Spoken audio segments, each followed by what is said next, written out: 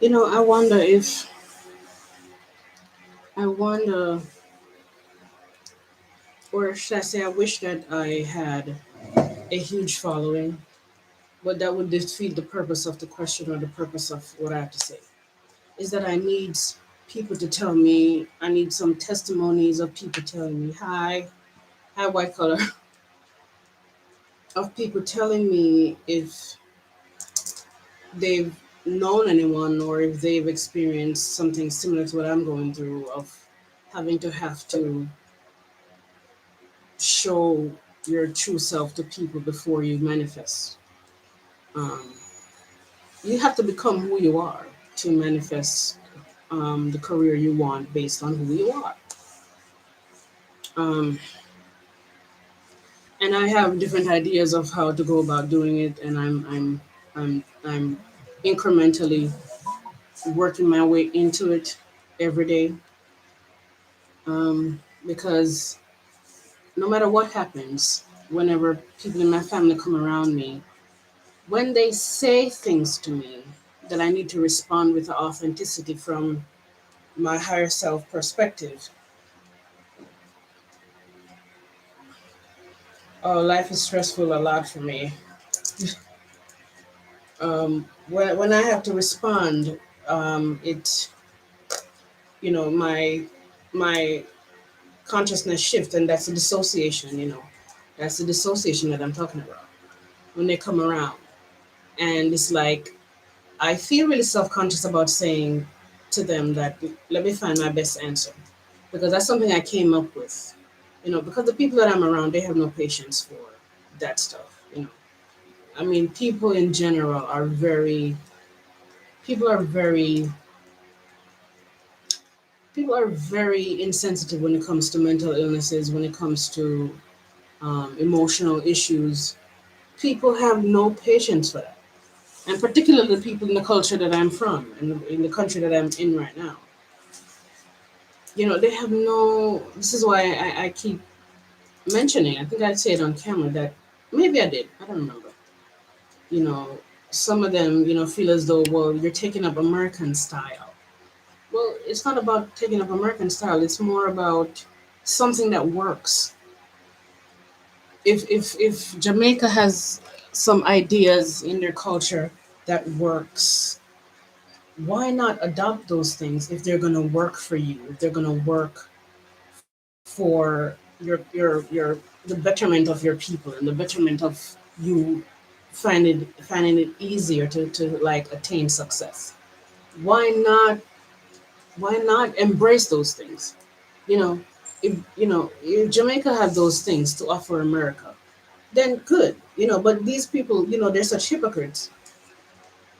They would take it as a compliment if America is adopting something, some custom, some tradition, that some way of being that Jamaica is about.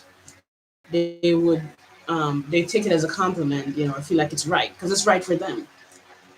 I wrote down something the other day as to why people don't know the difference between their lives and other people's lives. I think I'm going to speak on that for a minute, and I want to speak on deserving because that's the title of the that's the title of the video here, the live stream. You know, if America is offering Jamaica some insight on how to anything as far as how to make society work, how to make family work. Um, I think it's okay to take advice or to adopt something that is going to work for you. And I mean, they're doing it anyway because Jamaica is very much Americanized nowadays. When I came back here, there's a lot of things that I observed that is like, oh my God, this never used to happen here. And the first time I saw that was when I went to America. But it's happening now. Some very small things. It's not big things, and there's some big things too. But some very small little things. Some things you do around the house, and it's like, okay, well that works. For example, this is not a very deep thing, Um, they when people are putting like this is a garbage pail. They put the bags in the garbage now. I never used to see that when I was in Jamaica. Maybe people used to do it somewhere in Jamaica. I never used to see that. Maybe they used to put it in. They used to burn, right? They used to burn the garbage. They take it to the back of the yard and burn it. So much so that when we first migrated, my father, I think somebody called the fire rescue because my father decided that at the house that we were staying, he's going to burn trash back there. Because, it's a, but he should have known better because I'm sure it's still happening. I know it's still happening, but I'm just trying to make a point here. Hey, what's up, Bibsy? Um, yeah, so yeah, he almost got in trouble. Somebody called the fire, as they call it in Jamaica, the fire brigade, to come and put out the fire because the smoke was, you know. So, but now I see more and more they have garbage truck coming around, and garbage truck has been a Jamaican thing for a while, but it was not in every community. I don't think it's still in every community, and it's not a lot as it's not frequent like or on a schedule like in America. Um, but now they're putting the bag in the garbage and putting the garbage in the bag, taking out, and it's something that works. It works. It keeps the garbage clean, the garbage pail clean, so you don't have insects going in because you have things that was put in there that littered the garbage pan itself. It works, and it's something that Americans have been doing, or whoever else in the world. So if things, I'm just saying this. This is a random point. This I'm not necessarily. It's not limited to garbage, garbage pans. It's not limited uh, to anything. It could be the biggest political thing to the smallest thing like a garbage pan. I'm saying there are certain things that certain cultures do that works for them, and if it will work for you, why not embrace it? Jamaicans may have something to teach America. America might have something to teach Jamaica. So I think the point I was trying to make is that I forgot the point I was trying to make. I just know that I'm being told that. Oh, I think I was talking about emotional stuff, and the people here have no room. They're still very cold, like I remember them to be. And like I said in a previous video, it's changing to a degree. It's becoming they're warming up because of influence of social media, and that is for the most part from America. So you see they are still being Americanized in a lot of different ways. But because I speak a certain way now, when I understand that I from my perspective I see that emotions and trauma and emotional neglect for the most part is a big thing, and it's a big thing in Jamaica. And I decided that if I'm going to break the cycle in myself and in, I mean, I don't know, my family don't really see me as somebody that they should take advice from because of who I used to be. So now when I'm changing, they don't know how to work around it. People like I explained a bunch of times, people want you to continue to be a child. They want you to continue to be whatever negative thing you used to be, whatever degenerate thing you used to be. Maybe that's a strong word. Whatever unproductive thing you used to be. Like I used to hate work, and they used to tell me I'm lazy. They still give me that label now, even though they cannot really show me how I'm being lazy now. And it's crazy because even though I was kind of lazy, I didn't like to work. I was the one in the house doing all the work at one point, because when you're the scapegoat of the family, they're not invested in you enough to see that you're being treated unfairly. You have to really care deeply for somebody to see that they're being treated unfairly. So that's the thing. And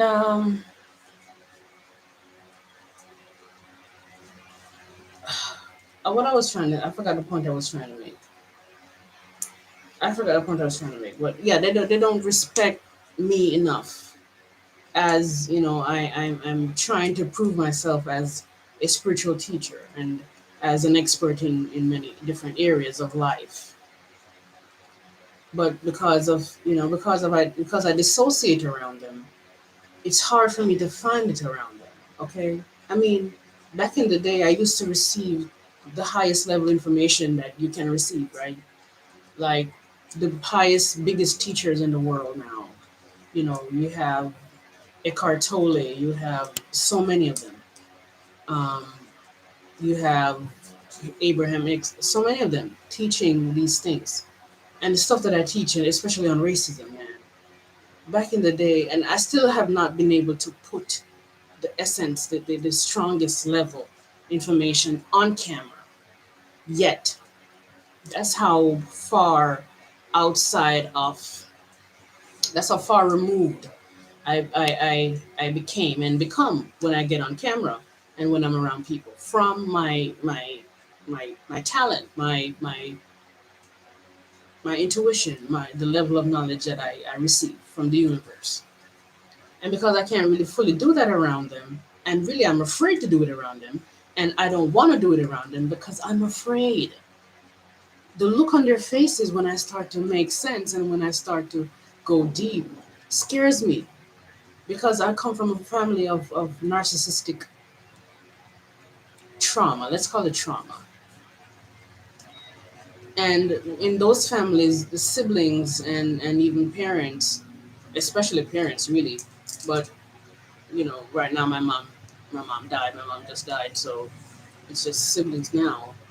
Um,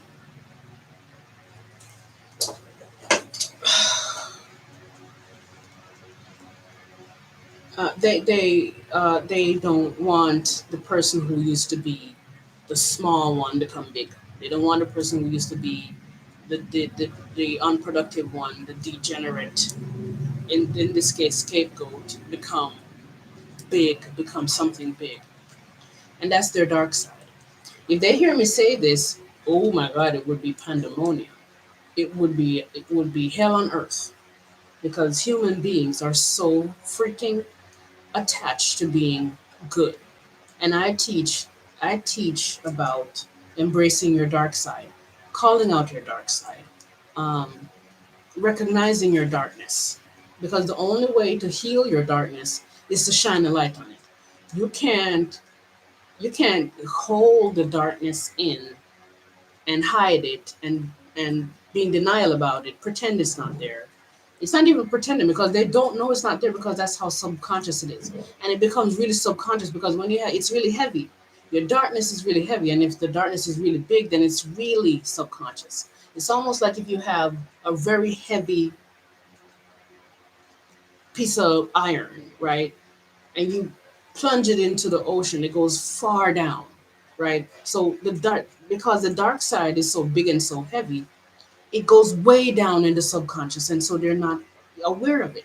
So when they tell you that, when they say things like "I'm not jealous," "I'm not this," "I'm not that," they're kind of telling the truth. It's not the truth, but it's kind of the truth because that's how subconscious it is, and it has to be that subconscious because um, if they become aware of it, it's like they're dying because their life force, their entire being is so wrapped up in being good that they cannot afford. I mean, human beings. I mean, it's an ego thing. It's a trait of the ego to be good. It sounds crazy because people see the ego as something bad, but that's kind of bad because the ego says I have to be good and I have to hide my dark side to be good so I could be liked and be loved. And so I could be superior. See, that's the thing. That's the word I'm looking for. I need to be good to be superior to people who are bad. That's ego stuff. Somebody who would be naturally humble. I don't like the word humble, but I'm going to use it. Somebody who would be naturally humble is somebody um, who says, I'm good in some ways, but I'm not good in some ways because I recognize this about myself. I recognize my jealousy. I recognize my envy. I recognize my shortcomings. I recognize my insecurities. I recognize how I could be manipulative. I recognize how I could be deceptive, and we all have it inside of us. So it's it's not um, it's not easy for anyone to admit to these things. It's not easy for me to do it, even though I'm much more self-aware and much more introspective and open-minded about these things than the average person. It's still not easy. So when people are telling you that they are this or they are that, good, or they're not this or that bad thing, in a way they're not lying because they're not aware of it. You have to really kind of be aware of something to lie about it. So that's what's going on. It's like I'm not gonna be, and if I could veer off and segue into the topic of deserving, because that's what the video is called. I could go right into the topic of deserving because my deserving issues are really are stemming from this issues I went through in this family of feeling like I'm a bad. When you're the scapegoat, you're the bad guy, and it's kind of contradictory based on what I just explained. But what we need to understand is that what I just explained, it describes me and everybody else in the family and the world. But what they're doing is, and what they have done is, suppress and hide their darkness and made me into the scapegoat to project their darkness on. Now, whether or not I'm hiding and denying my own darkness, they're projecting all of theirs on me, and this is where they become very inauthentic. They become very inauthentic and very uh, manipulative and gaslighting. It's a gaslight. It's you pretty much because even though it's subconscious, there's a part of your mind that knows that there's a part of your mind that knows the truth about yourself, no matter how subconscious. And it's contradictory again, based on what I just explained. I just explained that they don't that when they're kind of not lying when they're saying they're not aware of the darkness. And now I'm saying they kind of are aware of it. Both these things are true. How can I put it into perspective to explain how both these things are true? Because if it's subconscious and you're not aware of it, bro, then you're not really lying. But at the same time, the fact that the subconscious exists inside of you, a part of it is still feeding your conscious mind. So sometimes it's not a thought, sometimes it's not a mental thing, but um, it's still a feeling. It's a feeling. It's something that kind of nudge you and kind of egg onto you and say, you know what, you're kind of lying. It's something inside of you. It's like, and a lot of it is conscience too. I mean, the conscience is not the same thing as the subconscious or the conscious. The conscious is it would be the conscious would be a layer of yourself that be related to somewhere in between the conscious and the subconscious. That's the conscience. Your conscience is somewhere lying between the subconscious and your conscious, because that conscience exec you and tells you that, listen, you're not being authentic here. And sometimes it's not even a thought. Sometimes it's a feeling, and I'm gonna go out on a limb and say maybe it's always a feeling. Okay, it's not always a feeling because some people are much more. I mean, you have people who are considered evil, and they know they're evil because they do consciously do terrible things. So these people around certain people, they would be lying to certain people, telling certain people that, well, well, I'm a good person and I'm a this and I do the best things and I could do good deeds, or they don't didn't it's like they hold on to I'm a good person image. And when they're doing that, uh they're doing that, but at the same time they know they just killed somebody last night. So it would be a thought because it would not just only be a feeling. It's a feeling and a thought in their case, because people who do horrible things to that magnitude, they know what they did.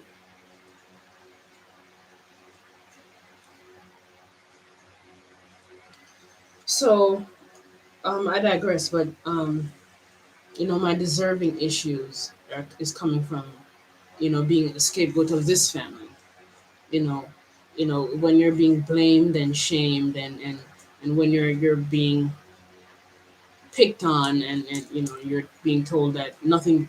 Well, you're not being told that, but you're made to believe that nothing you ever do is good enough, right? So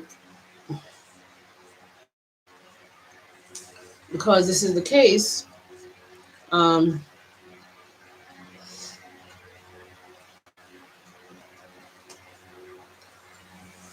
it becomes a deserving issue because you start feeling that you're bad, you're not good, you're not doing things good, you're not doing things right, you're a bad person, and so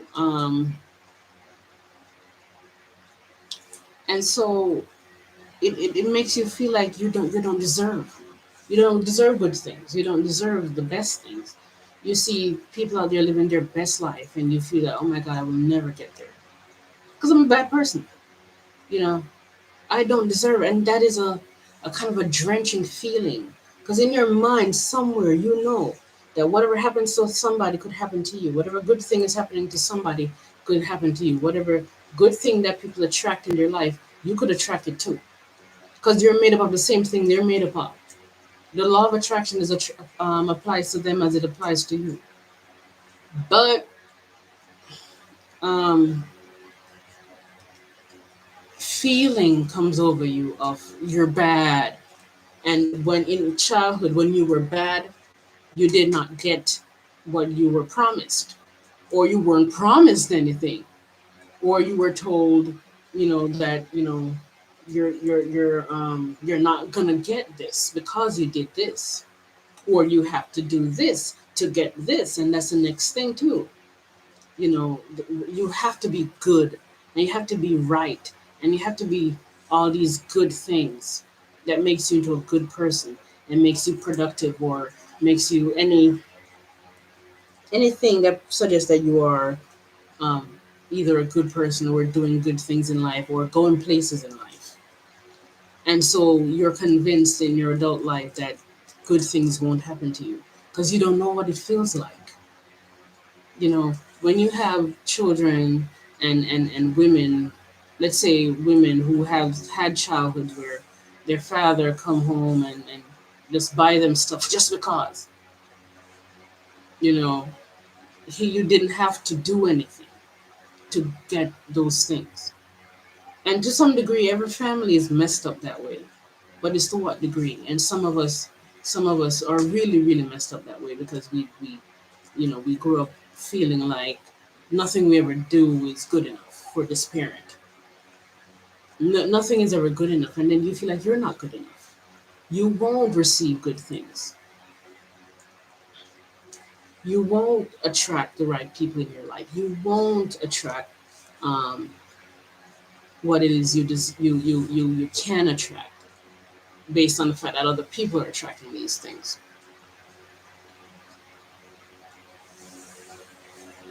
Deserving happens like that. There's a bunch of different kind of traumas that cause people to feel like they don't deserve.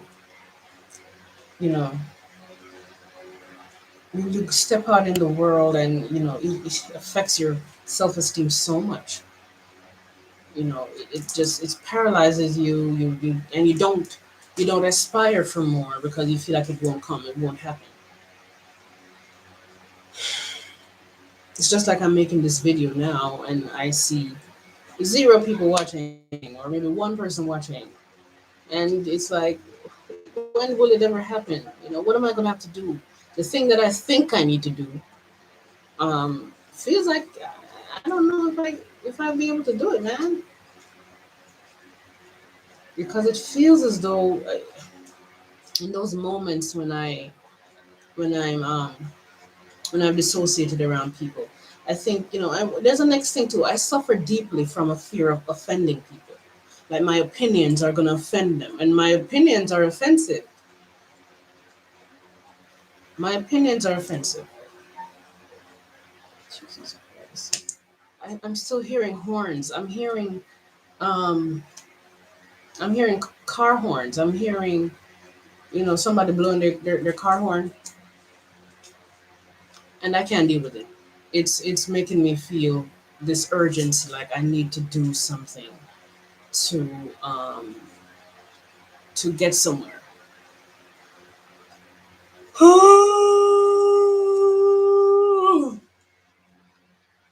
Especially since my father is coming tomorrow, and it's not just him; it's this psychotic brother of mine,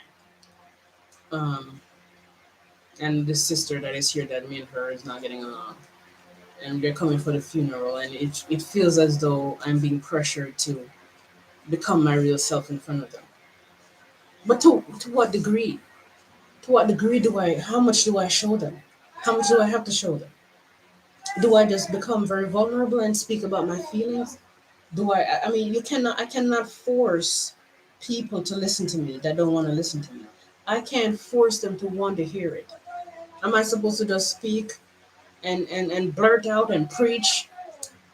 Ah, is the universe asking me to do those things? Do I have to do it in that context? Do I Can I just, because I sit at my steps sometimes and I'm just writing, and either and writing I'm reading and writing, and if I get an insight, I say it out loud, and I look crazy, like a crazy person. But I feel as though this is what I need to do in the open, whether somebody's passing by or not.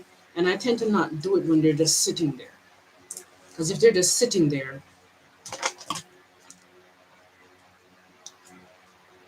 they're just sitting there, bro. It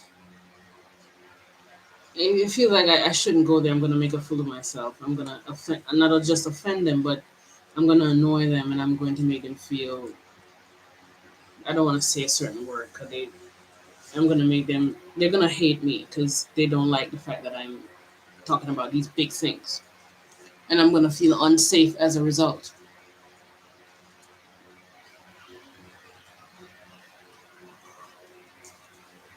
You know what I mean? I'm taking shots. I'm gonna because I need pictures for either my book or my profile pictures and whatever. I have to remember where to come. 28.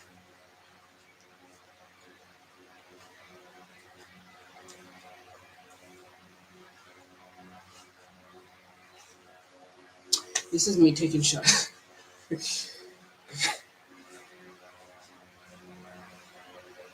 I mean, I was talking on the phone with my sister yesterday, and I'm like, God, this is an opportunity to say something big. But I think I need to practice talking in patois too. I'm doing it now, so I could be able to do it in patois because they're annoyed with the American accent, and because I know they're annoyed.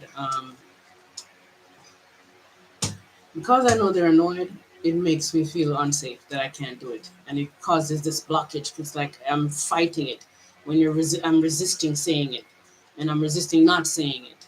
So it causes this blockage inside of me. Uh, and or I could just, you know, I could just freaking talk and just be allowing about it. Trust that allowing will help me to get through with it. But Jesus Christ, I mean, I've been suicidal because I feel like my career isn't taking off and nothing is taking off because that's not taking off. But I look at myself in the mirror and I feel like, I'm not done with this life. I don't want to go out like that, man. I really want to. And a lot of it is a need to prove myself to the people who doubt me. And I've been through a lot of persecution. I've been through, especially in this culture, I've been through a lot of, I've been through a lot, and it's like there's a need to prove myself. And really, I don't have to prove myself, really, because um, that's not what I need to do to get to the next level. But there is still a need to do so. So then it keeps me wanting to stay alive. And I did a lot of work, a lot of belief work, changing beliefs on leaving this life. Like tomorrow, certain people are coming here that are angry about me, and I'm pretty sure one of them is a freaking killer, who I'm his primary prey and victim, and he probably wants me dead. And I did all of that to say, something happens to me. Um, I'm going to a place where I know is real and I know is, I wouldn't say better than here, but at the same time better than here because there's peace and what feels like eternal peace there. And I'm not speaking about a Christian heaven. I'm speaking of another dimension, And so many people who've had near death experiences, which is are things that happen, right?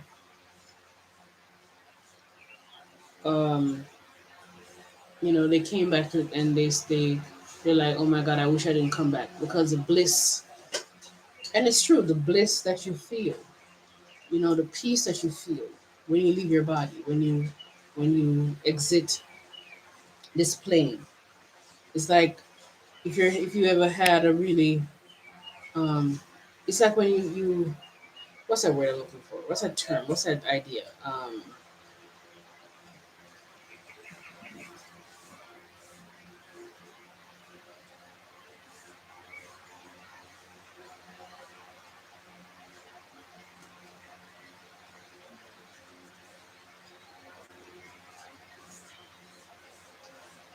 It's when I O teaser TV or teaser. Hi, if you wanna ask me any questions, you're fine to ask me questions. When you raise your vibration to a certain level, you experience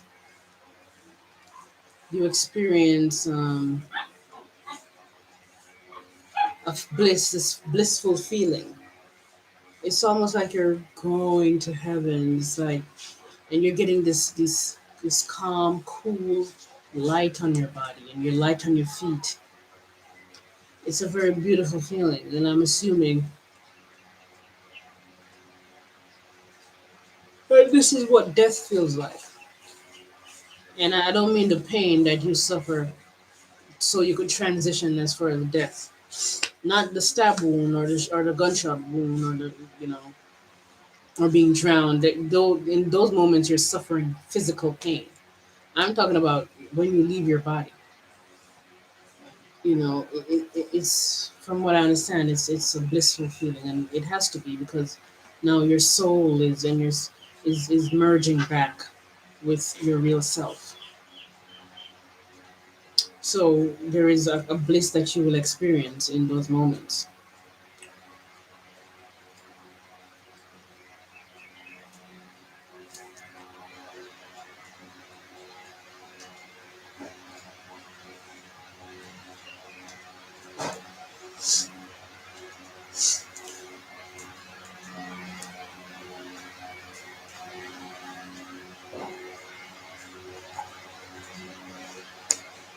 Yeah, I think that's what I'm going to do. I am going to. I'm going to speak. Try to speak my Jamaican accent. I'm going to talk to them in my Jamaican accent like this and see if I could definitely access. Um, and if I slip up and see, I need to let go of this because there's too much apprehension and fear and hesitance and resistance and therefore a lack of taking action because because of this the American accent that I automatically fall into, especially when I come on camera or when I'm in America.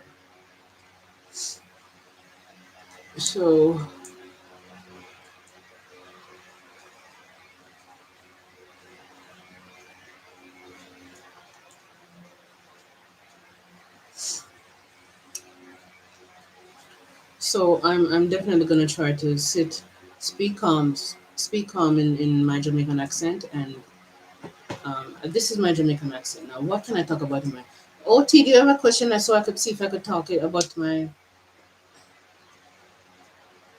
yeah. Can you hear it in general or just now when I just started to speak?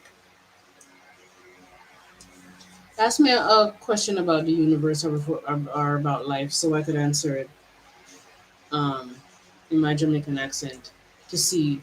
Tomorrow, my father's probably going to try to sit with me to talk about stuff. Maybe he won't because based on sometime in like mid to late 2019, we had an exchange over the phone that is like he has he didn't try to call me since that. I mean, he wasn't calling me before that because he had told me that he didn't care about me anymore.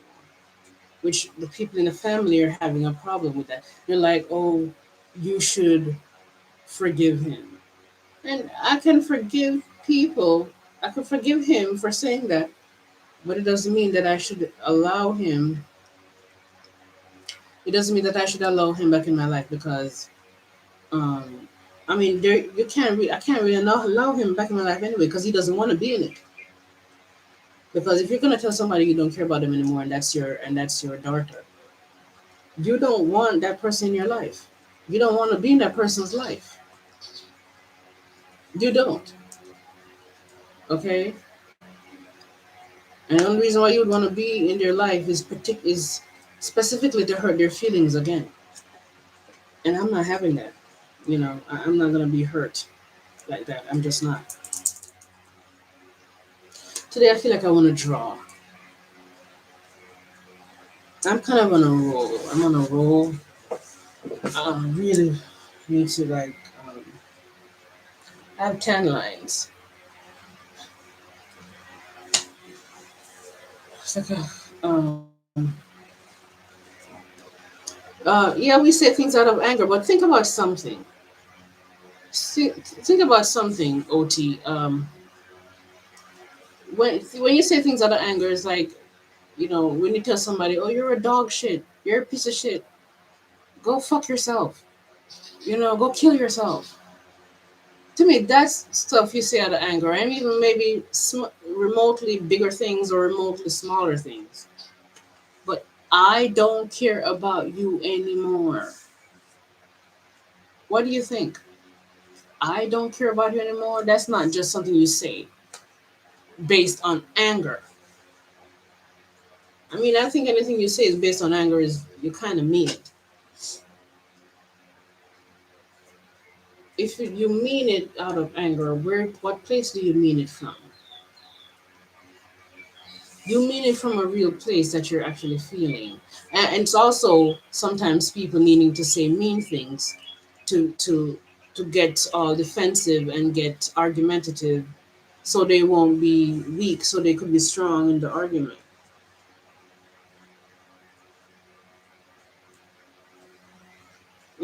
so they won't be too looked like a fool in the argument. But I don't care about you anymore. And before that, he told me that, listen, me and you don't really have that kind of relationship when I had asked him for a certain thing. So I feel like I don't care about you anymore. We don't really have that kind of relationship. It's not something you just say, something that slip out of your mouth from anger. It's that's premeditated. What do you think? I think that's premeditated. That's something he feels, and I know that's something he feels based on events that happen and based on the way he perceives me based on certain events and what he told me.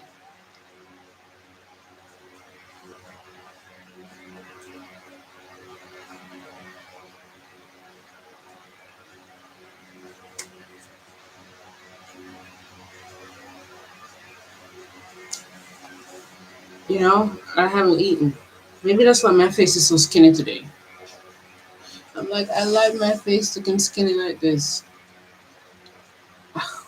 But what I have there is soup. I don't know if I want soup.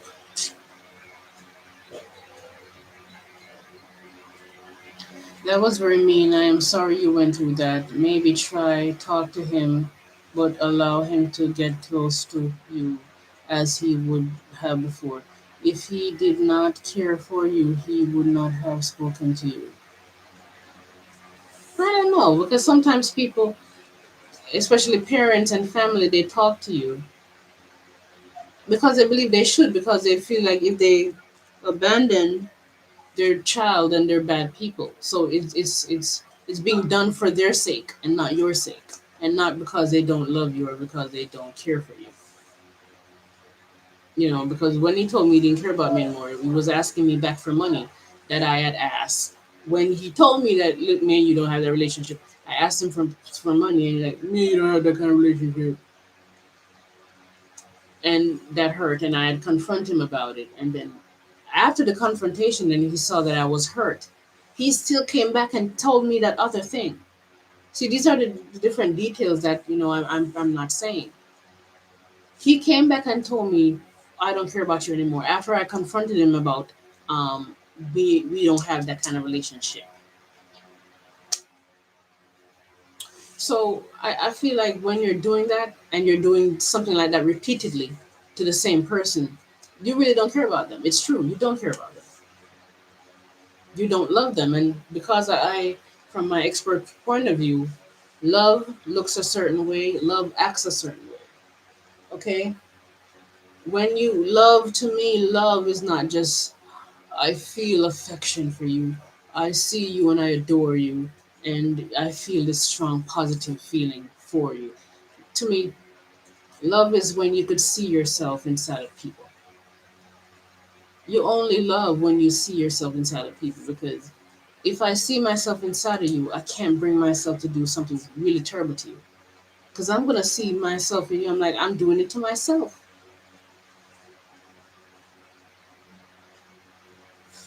I'm doing it to myself.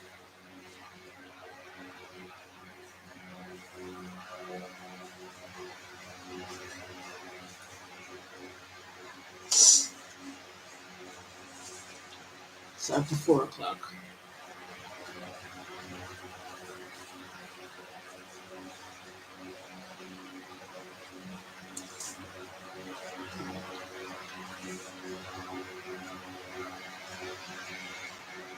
Yeah, more than once. He said some very harsh things more than once.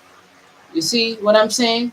So, what do you think? Do you think somebody like that um, genuinely cares about me? Okay, because remember, he said that one thing, and then I went to him and I confronted him about it, and then I was crying.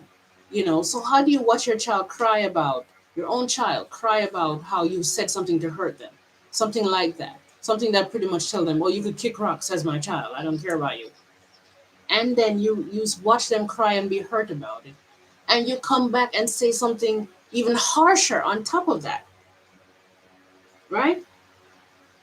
That's somebody that does not really care to be in your life, don't care about you. They really don't care about you. And that's why I'm saying I don't care about you anymore is premeditated. It's not just I'm just saying that out of anger. I'm just saying that out of, just slip out of my mouth. No, that don't slip out of your mouth. I don't care about you, just don't slip out of your mouth. That's premeditated. Especially who you're telling. You're telling that to your child.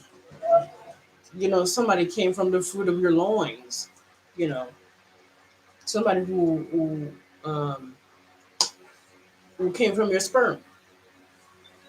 My mother told me worse things, but in this culture, people don't realize that there's a certain thing going on with parenting.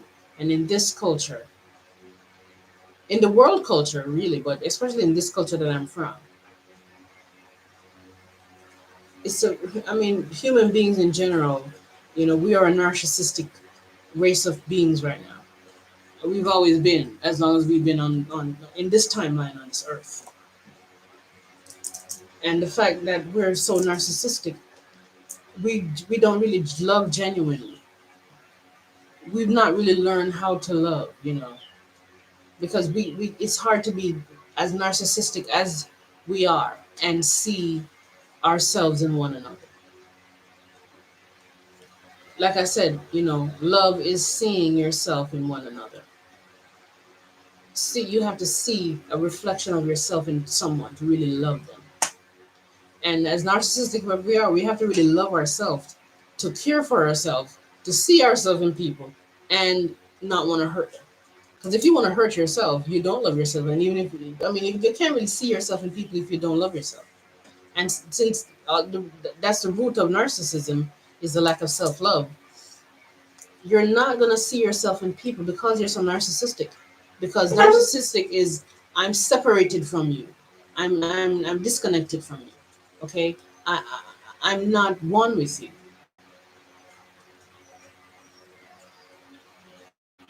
Okay, narcissism is one aspect of narcissism is a self-centeredness, which means these people, narcissists. I mean people in general, because we're all narcissistic. We're narcissistic beings. Okay, so we don't really love. We've not learned to love unconditionally, at least not in this timeline here, because we're so narcissistic. You know, when you love somebody and when you have some level of remote level of unconditional love, if I could say that, you see yourself in them, right? Thank you. You see yourself in them, and then you don't want to hurt them. Um, and I've dealt with my own narcissism because I came from this family, and I live on this planet now. But I've always been a type of person who put my foot in somebody else's shoes, no matter who they are, no matter what they've done.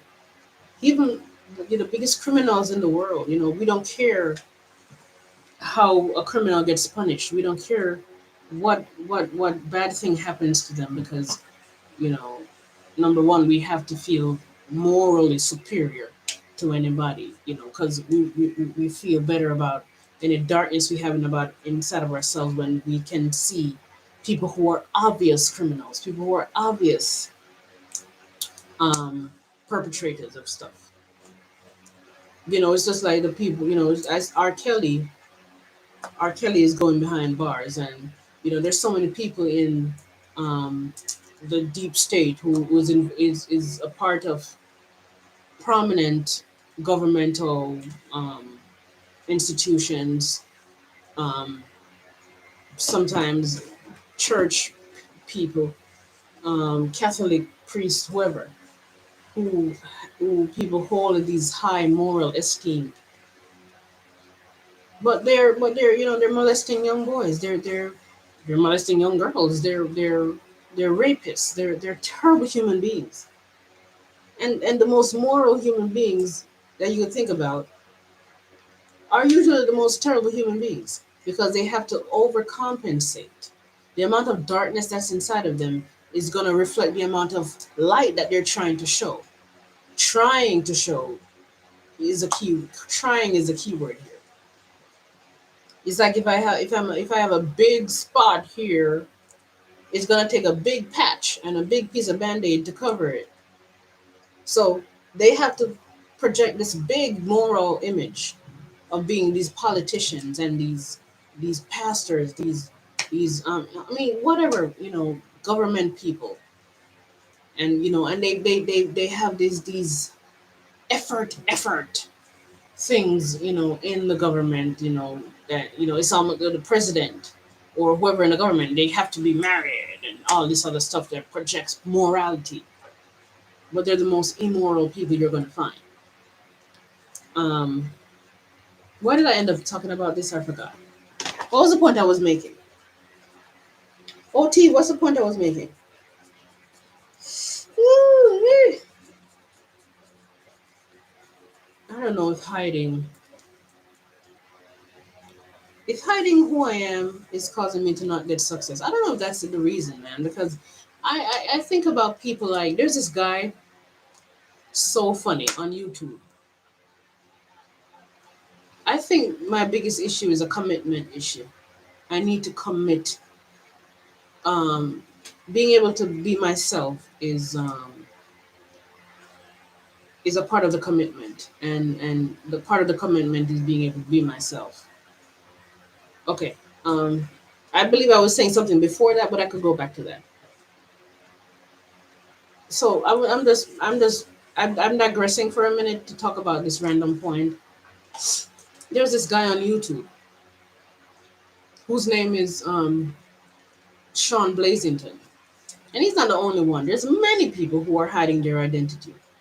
Many people. But I think what it is that they're not really hiding in their life. Like people in their life kind of know who they are. They show their real personality to people in their life. There's somebody. Either way, there's still a hiding involved. They're still hiding their identity from here. I'm not hiding my identity. I'm right here, but I'm kind of hiding my identity if I'm not able to show the people on the outside this side of myself and even the deeper side of myself that I know exists somewhere in my energy field. But Sean Blazington is funny as hell. He should still be funny because, he's very.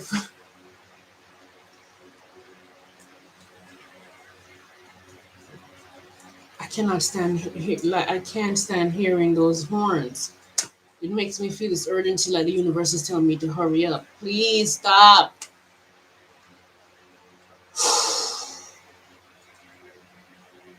Please stop telling me to hurry up. Because Sean Blazington is hiding his identity, and he has a big following, and he has two channels, and both channels have a big following. So I'm wondering if it's a commitment issue with me. It's everything. It's all these things combined. But I have to really get at least one of them together, all the way together, to compensate for the other ones who are not going to be all the way together. So I could get the success through that stream of like energy of opening energy to receive from the universe. If that makes sense. Yeah, I love humor. I love to laugh. I love comedy. I love comedy. I said a million times on here, I think, that I used to write jokes. But I'm not confident right now in my abilities to tell a joke. And it's almost like it's a character I have. It's an alter I have of. I'm almost an alter ego character of this Black American woman. But at the same time, there's big pieces of me inside of it. So my comedic act would be that.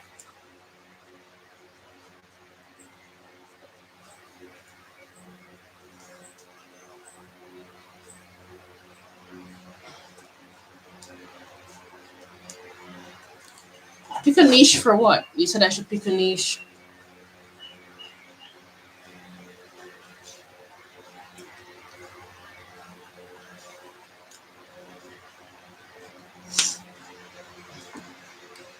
Pick a niche for what?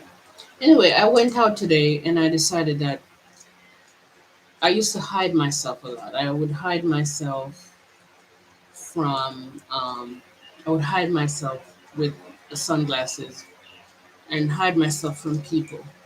So I really decided today I'm going to not hide myself.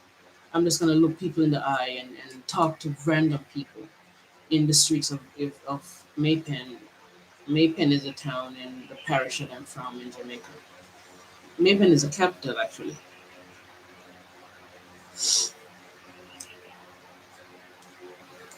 I decided I'm going to talk to people. I talked to people. I looked them in the eye. I allowed them to look at me. You know, and it was good. It was hot. Okay, I'm having a problem with that, man. I'm having a problem with that. I'm having a problem with um. I'm seriously having a problem with having to um.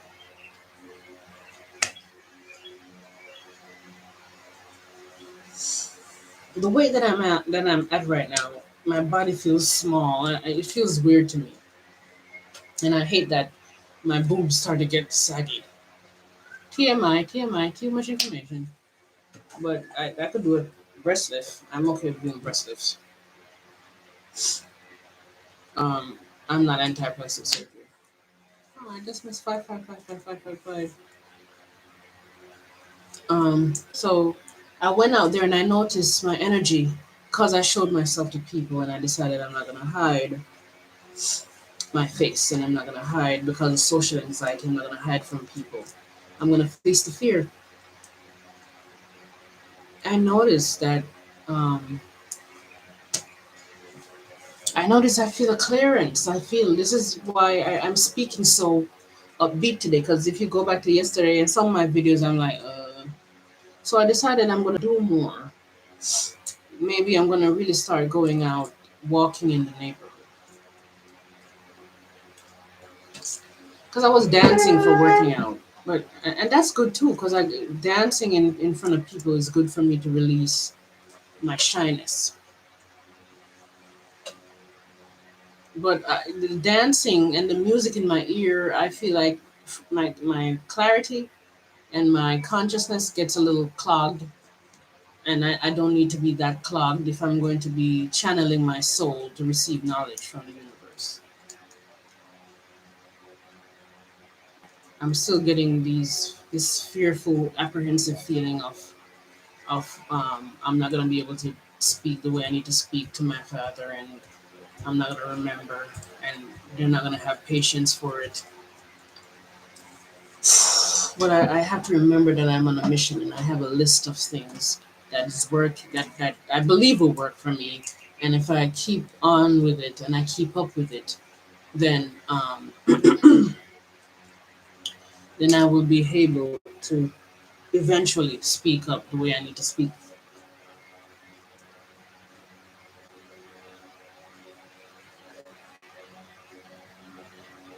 This is TMI. I have airline issues. I'm sorry. Putting off my wig like that, God. But I have videos. I have videos with, and I did my short natural hair. Right now, I have a bigger afro. So, week after next, I'm gonna pull out my afro. I'm not pulling out next week because yeah, that's comedy, right? I'm not gonna pull it out next week because next week is a funeral, and I'm thinking after that funeral, I'm gonna be doing a lot of grieving. I'm gonna be doing a lot of grieving, and that's gonna help me to heal.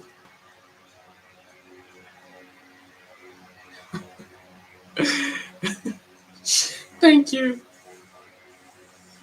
It's a big to me. It's a healing thing. It's a very healing thing for me to speak that way about myself. Because back in the day, and not so far back in the day, I would have so much shame about um, speaking about my flaws and the things about me that are not great. And I have more than just two or three flaws.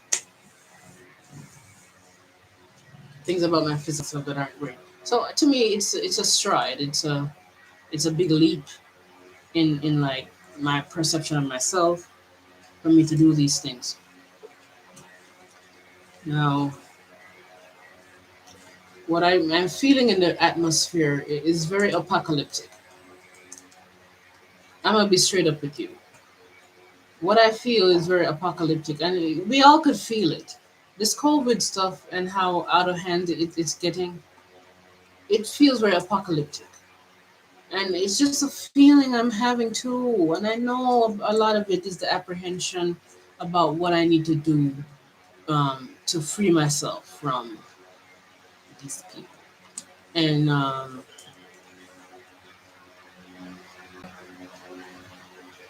from, you know, the blockages in my life that is stopping me from getting success. I really believe a commitment, and going into details about what I do. You know, writing out, giving it away, giving my deepest stuff away, giving it away, even if other people have given it away, because that's something I struggled with. I struggled with my ego being bruised by other teachers teaching something I wanted to teach first. And that's my God complex coming out, right? And that's my dark side coming out. I want to be the first and the best and the only one. But I'm healing from these things, and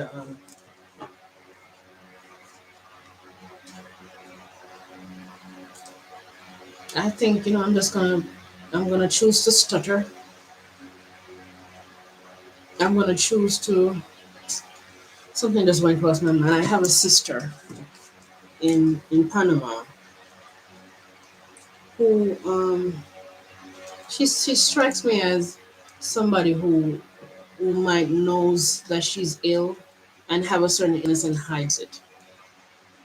I don't live that life. I don't believe in hiding anything that I'm going through. The person I am right now, I believe in being open and telling people what I'm going through. Unless it's some really terrible thing that is gonna cause me a debilitating kind of shame that I just can't share. But if I develop cancer, if I develop shit, if I get AIDS, I'll tell people that, listen, I'm going through this. You know, I don't believe in hiding things. I'm really worried about her because, I just lost my mother, and I told her a couple of times that she's my second mother. I don't want anything happening to her. Oh, God. Oh, my God.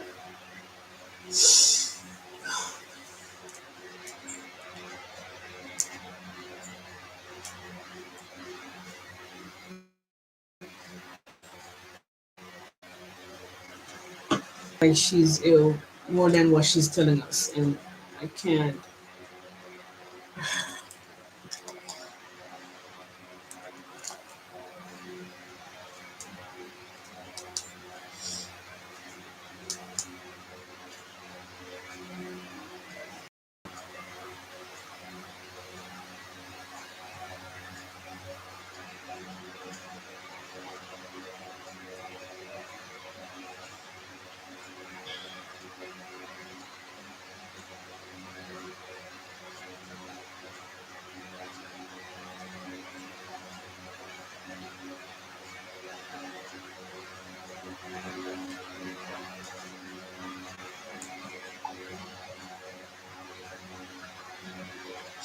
And she's lonely. She's there alone in a land that she was not born in, where she has no family. She know that it doesn't seem like she has many friends, and her mother just died. Jesus Christ. Mm, mm, mm.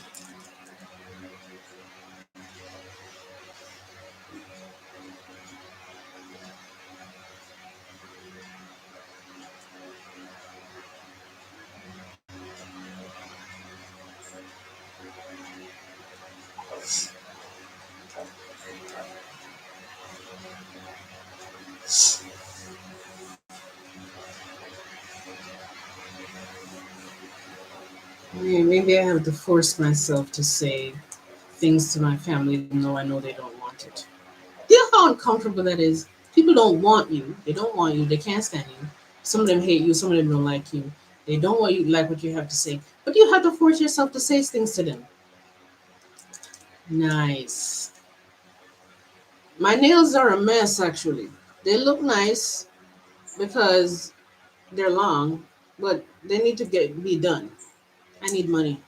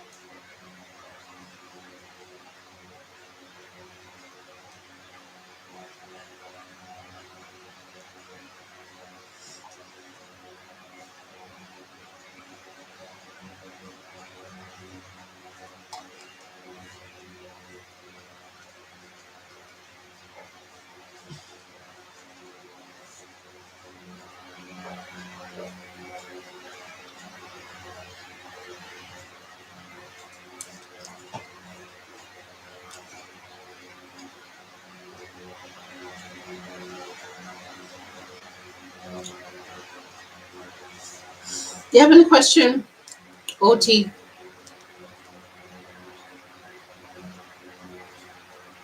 I need to challenge myself to go very deep. I think the more I do that, the more it'll be easier to go to some kind of deeper around my family.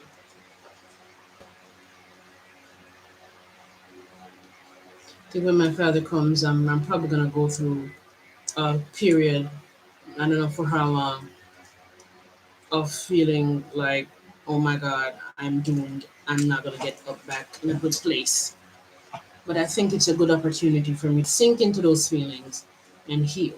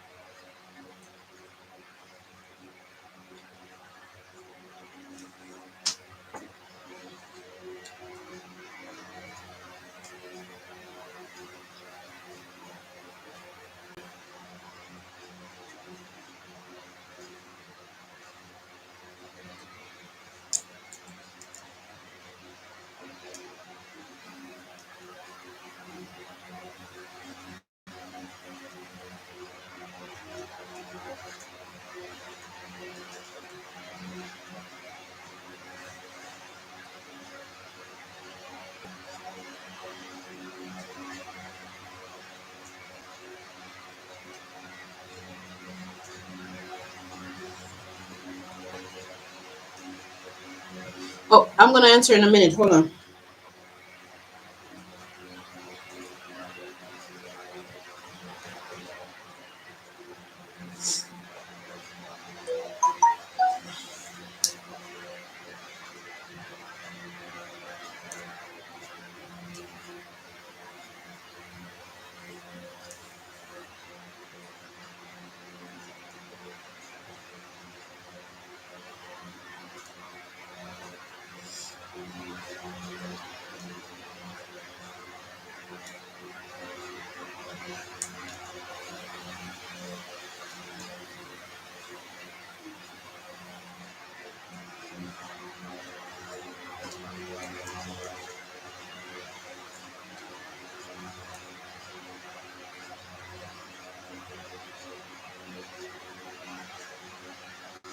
Okay, so COVID, how has it affected me? How has it affected your way of living? Well, in Jamaica,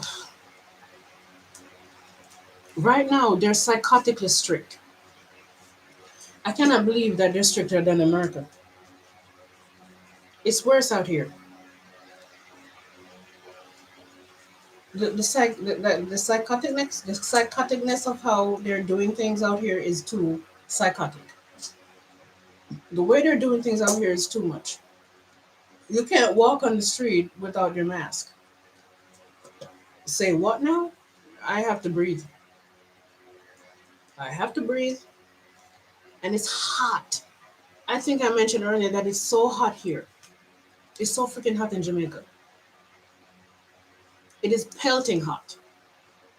I came back home and I'm just drenching in sweat. I mean, drenching in sweat. And you have to have the thing on your face. It's like it's too hot and I can't breathe.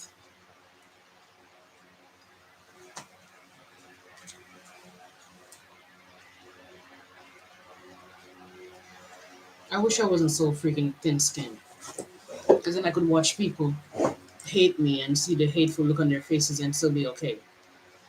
But in Jamaica used to be fun. You could go to parties and stuff.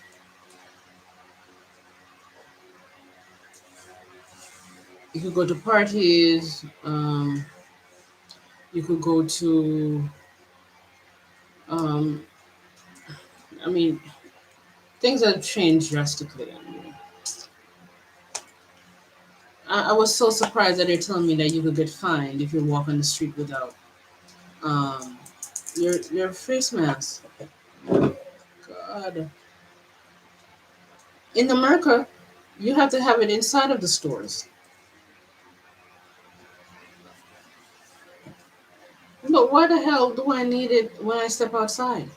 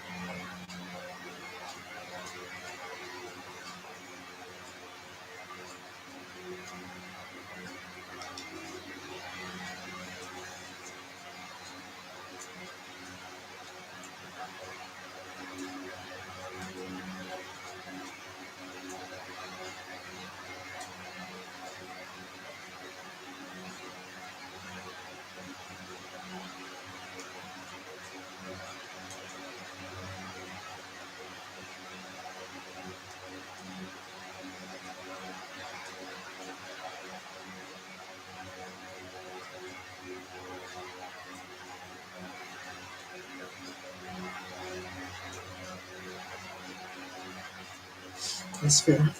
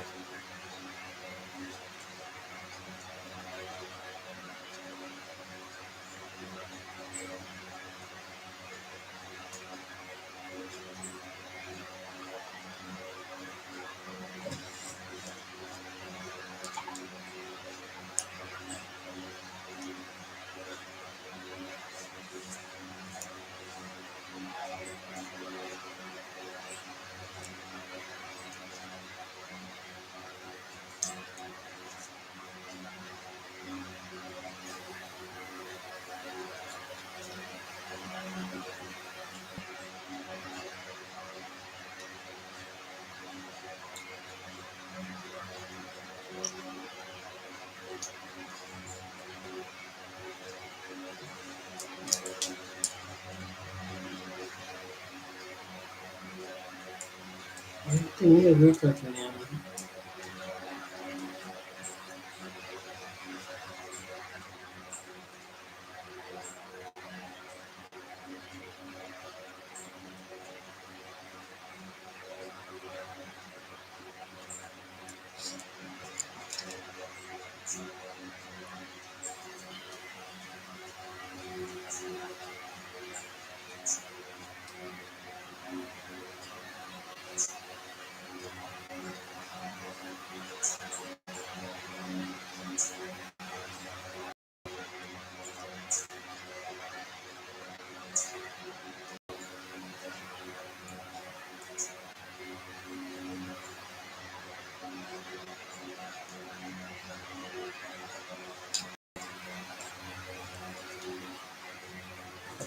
Are here you have to wear a mask in the gym.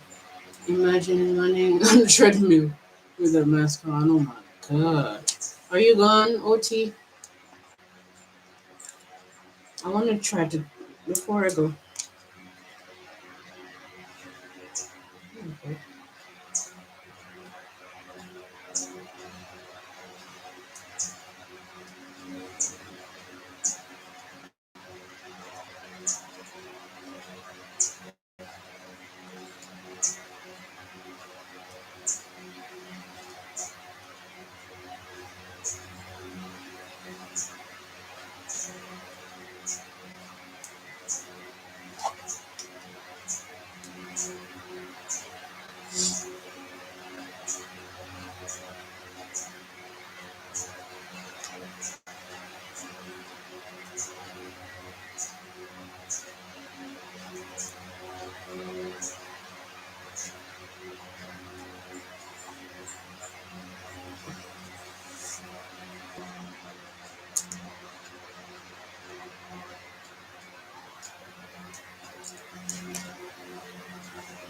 Mm,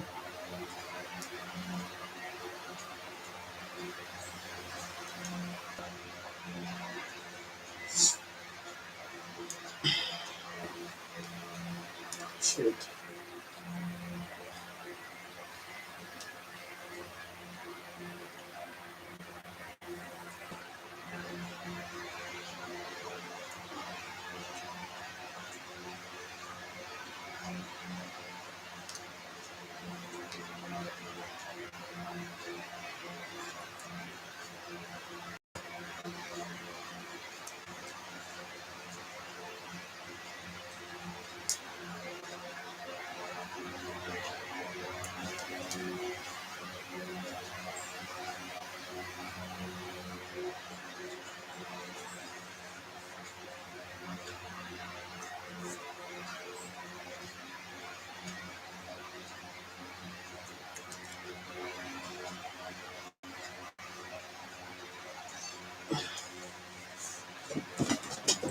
So these things I used to teach on a very high level. What is this thing blocking it?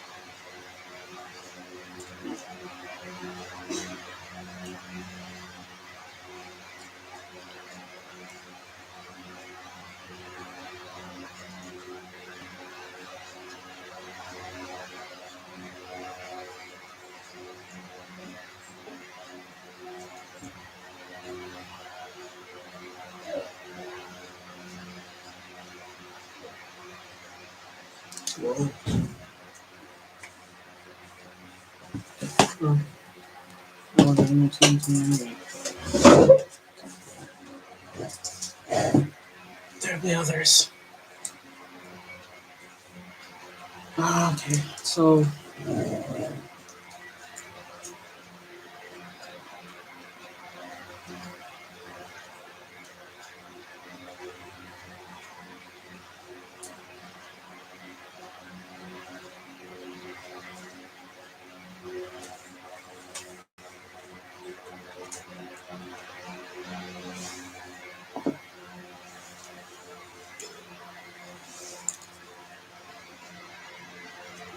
it's not nauseated, mucusy feeling, not in my stomach.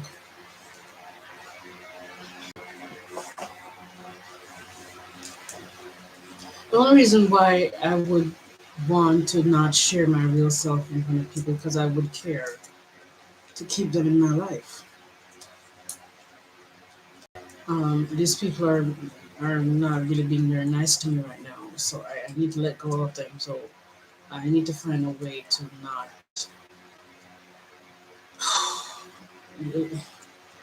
Maybe it's the rejection I fear more so than keeping them in my life. I want to keep them in my life, but at the same time, I cannot keep them in my life because I don't sense that they want me in their lives. Um,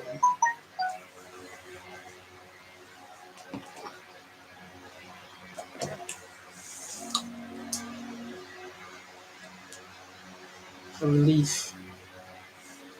That's interesting that should come through right there.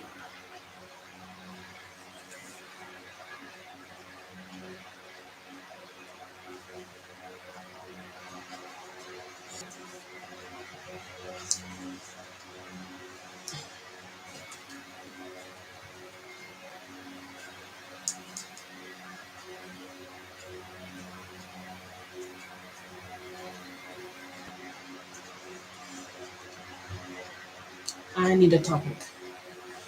There's this energy inside of me that feels like it says that I shouldn't go deep into details because I won't find it. Why won't I find it? I don't want to find it because it's too deep. It's going to intimidate people. I can't bring it out in the real world, which means I will never be able to do it. Is that true? Probably not. I don't know. Maybe.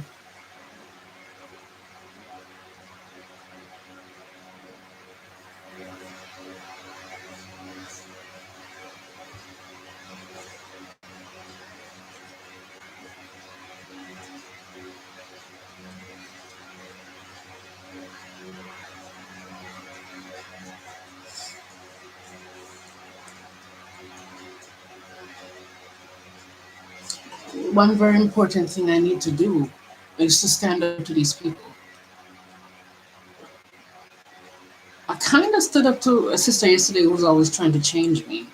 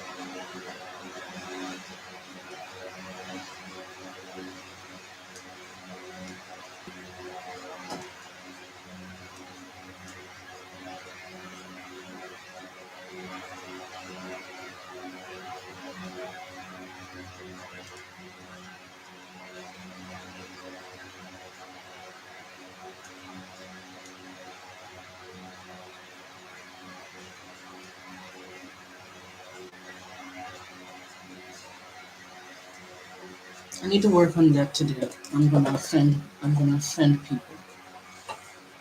And when I offend them, they're going to. I fear rejection. I have a belonging issue. Shithole.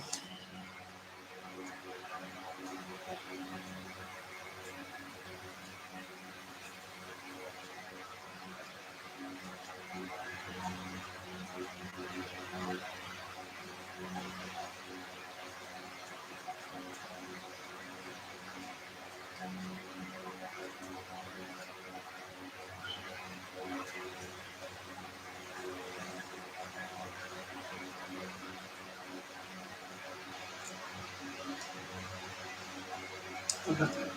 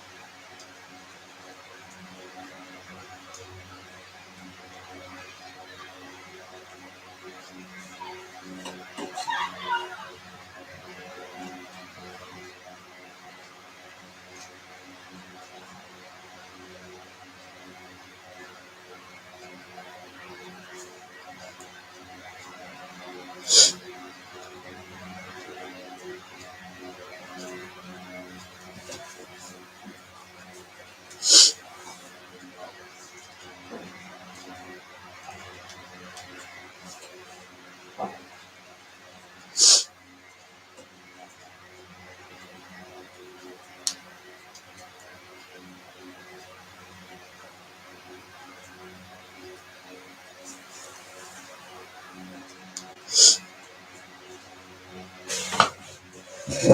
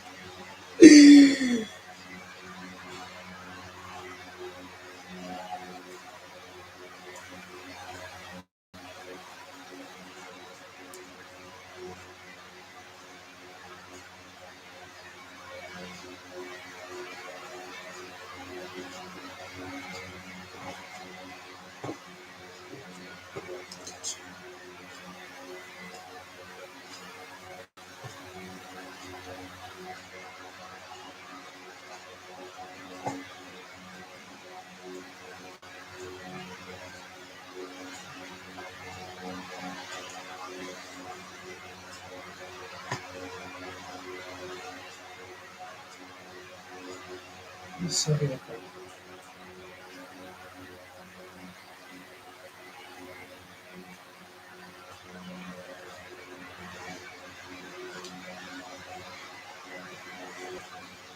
He's very hot. He's beautiful.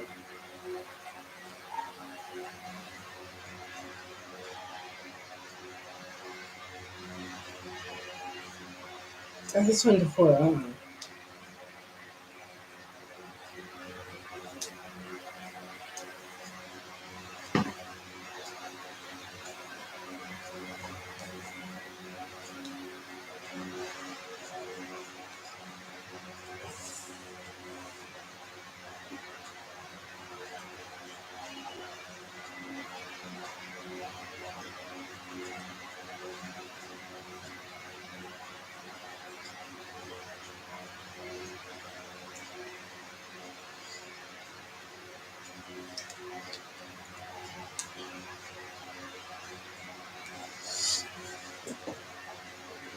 Okay. Is that you, OT? I'm trying to find my deepest stuff. Okay, so my deepest stuff is man, it's philosophies I used to have. I just feel empty and shallow now. I'm gonna do some more work on myself and keep up with because, bro,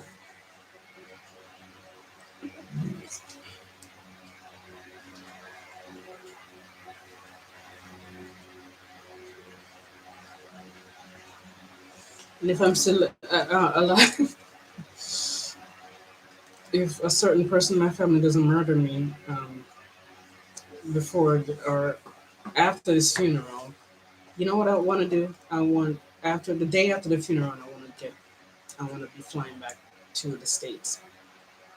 That's on the 9th. Who wants to buy me my plane ticket? I want to be out of here because he's gonna be here still. I just want to be out of here. I don't want to stay here.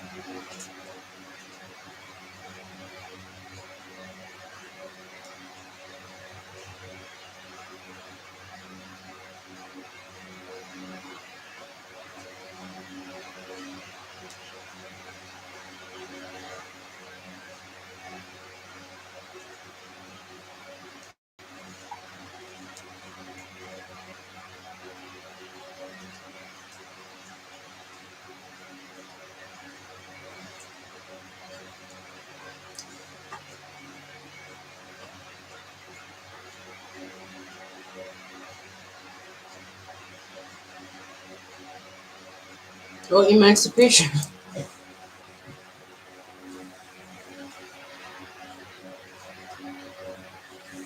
I like your video about documentary. Yeah, yeah. I think in that video I was saying that once you let go of once you let go of this need to get approval. Let me turn this on. To get approval. I don't know how this light is working. I don't like these white lights, these cool white lights. I like the warm yellow lights, yellow bulbs rather. Um, I like those because these give you this chalky, um,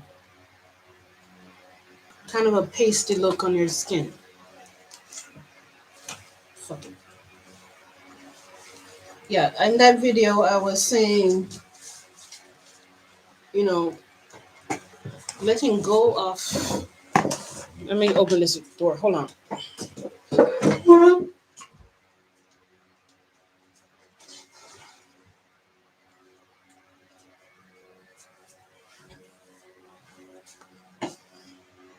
Wow, this is good light.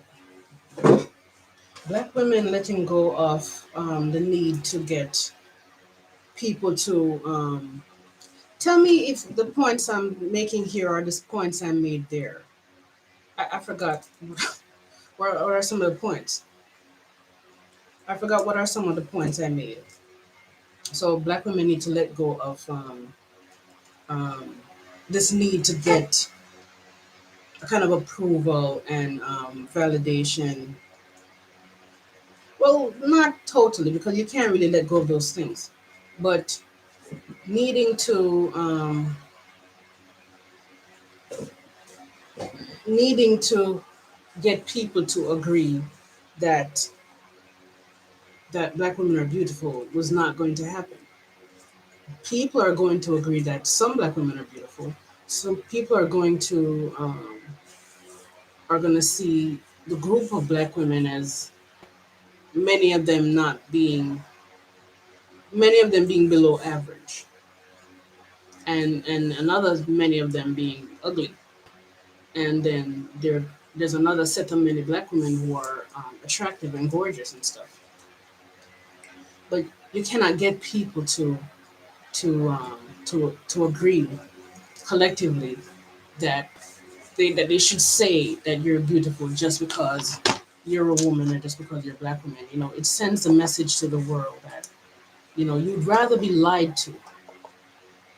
You'd rather be lied to about the way people feel about you. The way you want people to lie to you about the way they see you, rather than being told the truth and being able to work on yourself to heal yourself. If you get people to lie to you, it's just gonna reinforce. I mean, you'd rather be lied to. It says that you have no interest in trying to become a stronger person to face reality for what it is. You need to. I made another video called "Finding Your Individual Beauty." Black women need to find their individual beauty, and stop relying on the way people perceive the collective of black women to somehow be the only way to feel better about yourself, and stop trying to get allowing these men and these pro black men to gaslight you and tell you that, oh, they love you in your natural state, oh, they just adore you the way you are, oh,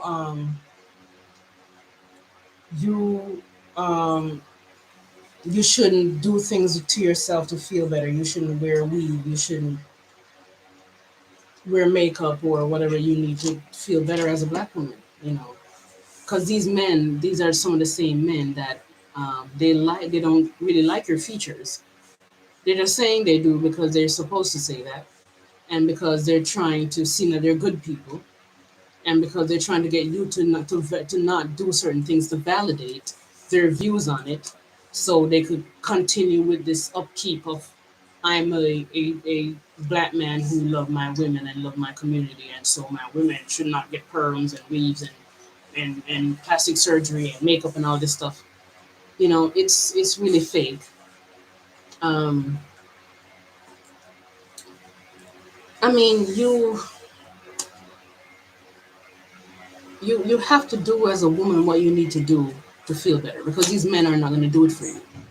You know, they're gaslighting you, and they're only going to tell you the right things about yourself to make you feel good in the moment, and then they overlook you for the kind of women that they do like. So that's going on now. I mean, there's a lot of deep things to be said about these things, but I can't really. I need to say I can't access it right now, but you know, I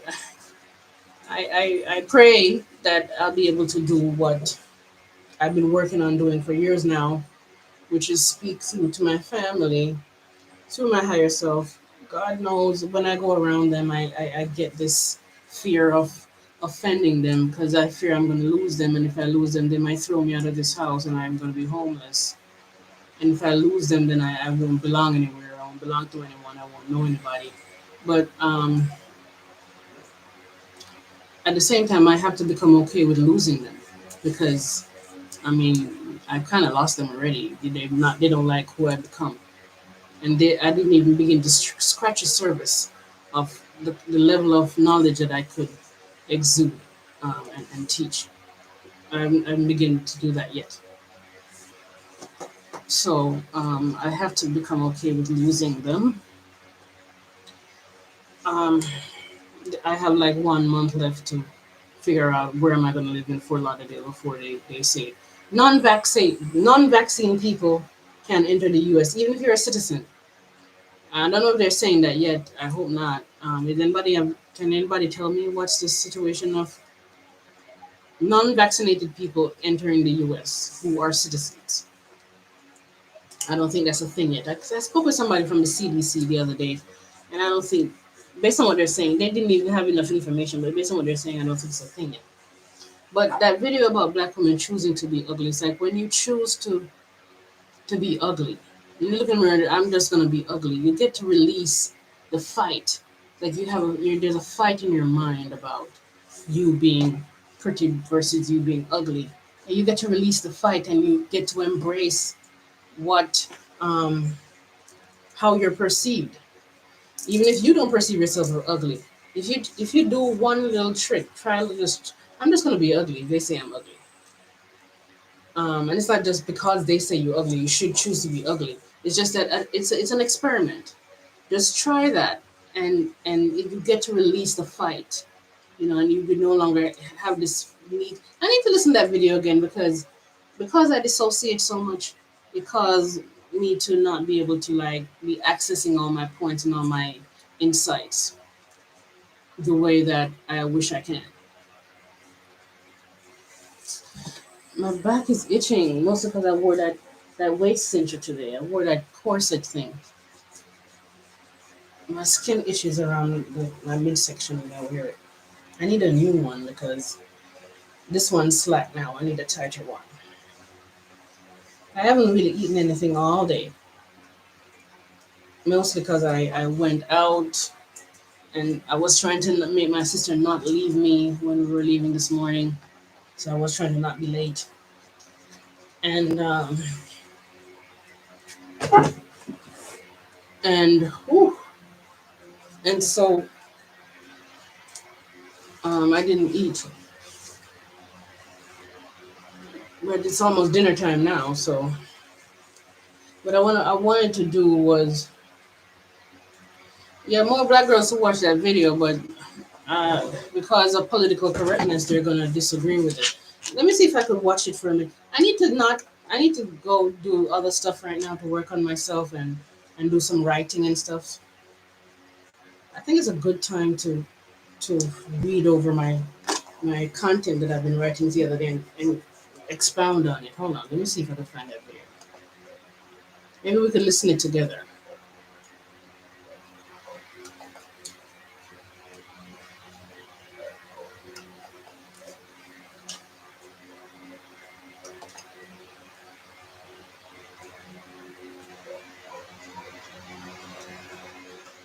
I remember when I was wearing. There it is. There's part one. I look a mess. I'm messy. Women I was choose to be ugly. I was here. Choose to be ugly.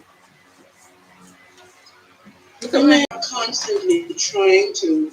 Um, women are constantly trying to be told that they're beautiful. Physically, I'm talking.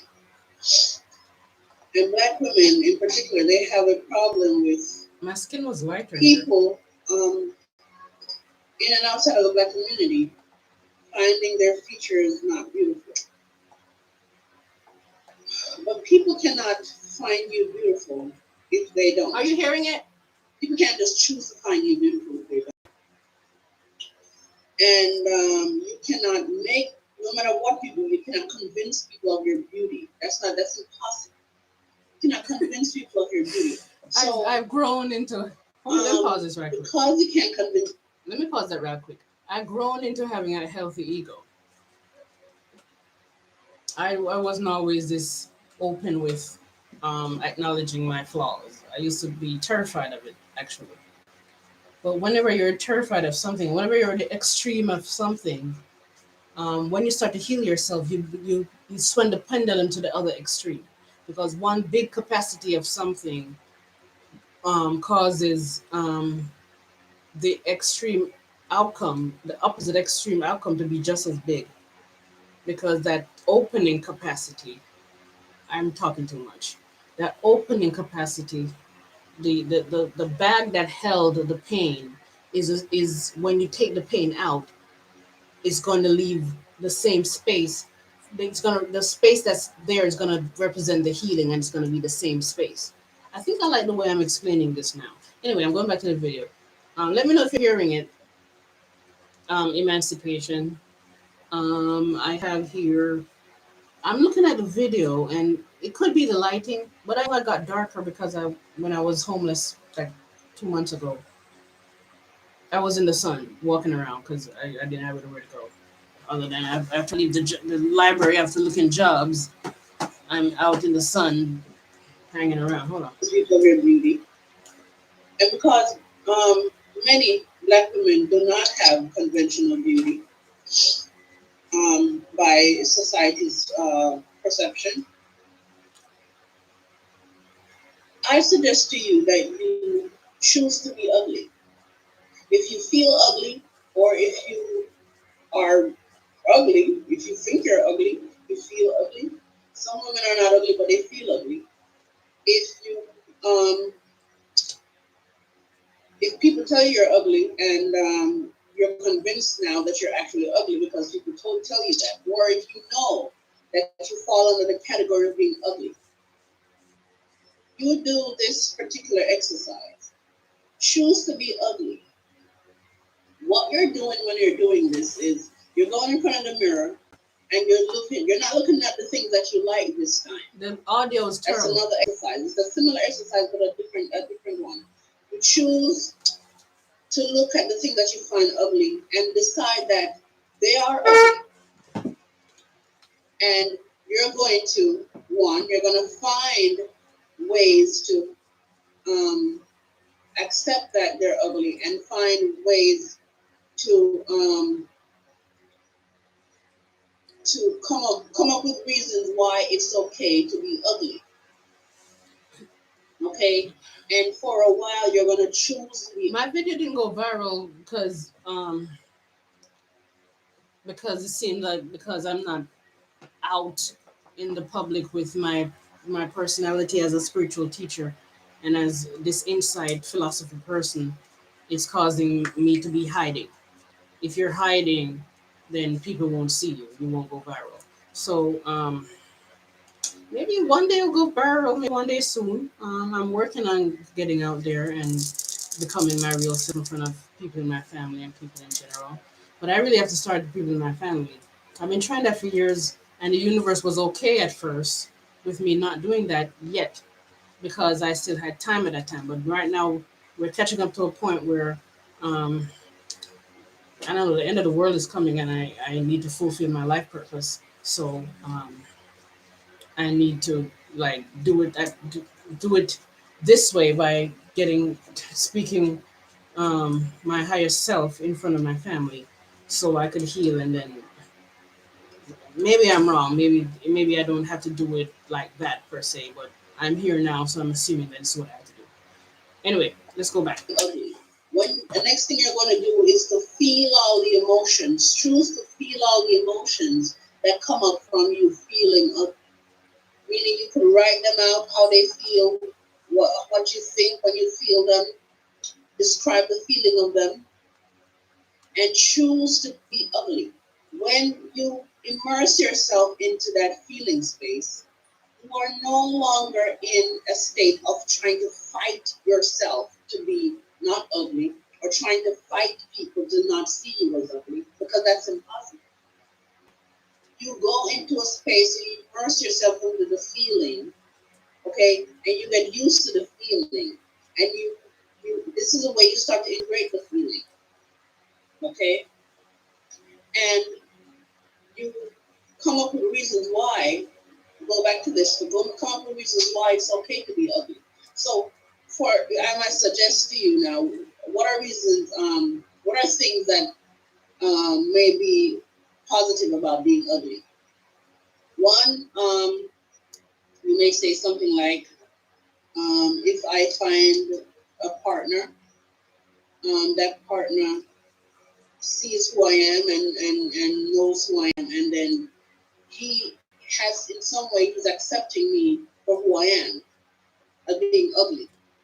Another thing is you could write down is, if I accept that I'm ugly, I don't have to try to fight to maintain any beauty or to keep up with something that something that is out there that is a standard that I need to keep up with. When you decide to be ugly, you are starting to accept yourself for the parts of yourself that might be perceived as ugly. And some people might say, well, you shouldn't see yourself ugly, but that's not possible. If you see yourself as ugly, you see yourself as ugly. And the things that you really see as ugly Thank within you. yourself, um, there's no way you could not see it as ugly where you are. Okay? So when you choose to be ugly, Yeah, they will resentment. you're That's how putting we're gonna go. yourself, there's something I want to say that's just not coming up. God, please don't do that right now. You're choosing to, hello, you were Rob, and What's a there's live another stream? person, L. Hassan. I don't can't just if they have Are you hearing it? blind heart, God creating everything with beauty. I'm not sure if, I don't understand your name, and I'm not sure what you're saying. Anyway, when you choose to be ugly, you say fuck it, I'm ugly. This helps you to create a kind of a strength around if whether or not people see you as ugly or not. After a while of feeling out the feelings, of accepting that you see yourself as ugly, if society or somebody, any person calls you out as being ugly, it doesn't hurt as much. Okay? Because if you see yourself as ugly and you accept yourself that way, um, whether people see you, call you ugly or not, it kind of get, you're training your system, your emotional system to, thank you, to get used to anything that people might throw at you. Damn it, there's something I want to say and it's just not coming up tonight. I'm probably going to make a part two to this because there's something something else that's very important and I need to put out there. It's not coming. So when you choose to be ugly and you start to integrate those feelings, okay, whether people see you as ugly or not, you're not as hurt as if you were fighting. The reason why you're fighting society to see you as beautiful is because you're fighting yourself to see yourself as beautiful. Okay? And you keep trying to convince people of your beauty.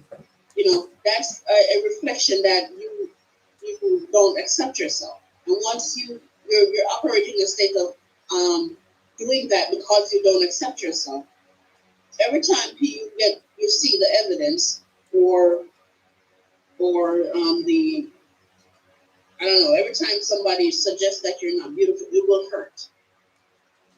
It will continue to hurt. But when you choose to be ugly, and the thing that you see about yourself, you genuinely call them out as ugly, you're not in a fight with yourself anymore. Okay? In other words, if anything, you are more on the way to start seeing yourself as beautiful because you're not constantly in a tug of war with your emotions about what is beautiful and what is not beautiful. You're more putting yourself into a sense of self-acceptance. And people might say, well, nobody should see themselves as ugly or accept themselves as ugly. But that's not true for people. People genuinely see ugliness. People see things and they find things to be ugly. Okay? People genuinely see things as ugly and see things that you cannot have beauty without ugly. If you have the perception of beauty, there is a perception of what is ugly too. Okay? And you cannot look at yourself and know that there's things that you find to be ugly and decide that you can't feel this way or you don't feel this way. You cannot lie to yourself and accept yourself and expect yourself to all of a sudden not see yourself the way you see yourself. If you look in the mirror and you decide that your lips are ugly, right? Telling yourself that your lips are pretty is not going to make you think it's pretty. If anything, it makes you think it's ugly because now you're lying. Your part of your mind knows that you're lying to yourself about your lips. So what the probably the most healthy thing for you to do is to go in front of the mirror and say, I don't like my lips. Maybe I like my eyes. I mean, I think my eyes are pretty, but I don't like my lips. So write down, I don't like my lips, and that's where I am right now. And I think my lips are ugly. And then after a while, you start to develop this almost this immunity to what is coming at you from the outside world, as far as people's perception of your beauty or the lack of. Like I said, there's something I need to say, and I don't want this video to be a long drawn out thing about live stream because it's a live stream. I don't want it to be, I want it to be a quick video that has something to say. But now the points that I want to really make, I can't get it. Okay, there's a point I wanted to make. Lying to yourself and saying that you think you're pretty when you don't think you're pretty is only going to make you feel uglier. Why? Okay? The best thing for you to do is to highlight the things that one of your affirmation may be, I have an ugly lip and it's okay because um, I should be able to come up with uh, something for that, but I can't think of it. I'm gonna have to write down certain things for this video. I'm probably gonna make a part two. Um, Emancipation, I hear you, and I'm gonna disagree to an extent because you could feel ugly and feel like you're a good person inside, and that could help you. But at the same time, people who feel ugly on the outside, for them to feel better, it's best for them to find some beauty on the outside that is working for them. Because this whole on the inside thing is what it is they want in life from having outside beauty. They will never stop wanting those things. And because of that, they're going to know that some outside beauty, some outer beauty, some superficial beauty in some shape or form will help. And they will never stop wanting to have that outside beauty. So what I would suggest is they they acknowledge that thing that maybe they don't have a nice face, but acknowledge that maybe you have nice hips, or you have a flat stomach and a nice navel, or maybe you don't have a nice face overall, but you have good eyes. If you highlight those things on paper and read them over every day or write them over every day, that could really help you. Okay? But telling yourself that you're a good person on the inside or you have inside beauty is a good thing. And even on that level, you need to really highlight the inside beauty that you do have, and not lie to yourself and say, "Oh, I'm ugly, but on the inside I'm beautiful, so I'm okay." You know you're still not okay, because you still want that outside beauty to attract whatever you believe that outside beauty generally attracts. Okay, especially for women, you know, in this society there's so much emphasis and there's so much pressure on women to have physical beauty. So there's so much I need to say, but maybe it'll come as I speak. I don't know, but highlight the physical beauty that you do like about yourself. Okay. um and the inside beauty too, but don't like forfeit your outer beauty for your inside beauty, thinking it's going to help you in life to cope with being ugly. You know, people put a stigma on, and that mentality is coming from people putting a stigma on outer beauty, and the kind of how society takes the outer beauty, the fact that we love it so much, you know, but we deny that we love it because we don't want to seem like assholes. We don't want to seem like we are superficial, but we are, you know, and we value outer beauty even more so than inner beauty. Is that an unfortunate thing? Maybe. Do we need to work on that as a society? Maybe, but still, to some degree, you're still going to value it, because you value it because babies are born from that. You know, men look at women and decide that they want to have a child because she has the genetics that um, I would want my daughter to have. So I have a daughter with her or a son, and attraction is a thing too. You know, you're attracted to people because you know you want to merge with their beauty. You want that beauty to reflect on you. The main reason why men love attractive women is because it's a power. Beauty is about power. It's about, if I have this woman on my arm, it's the same. It represents. It has the same kind of power in a way as if I have a suitcase of with millions of dollars. That's the kind of value that we're placing on beauty, and I believe we value beauty more so than anything else in this world. Hold on one second, because I want to see something on my screen. Yeah, there we go.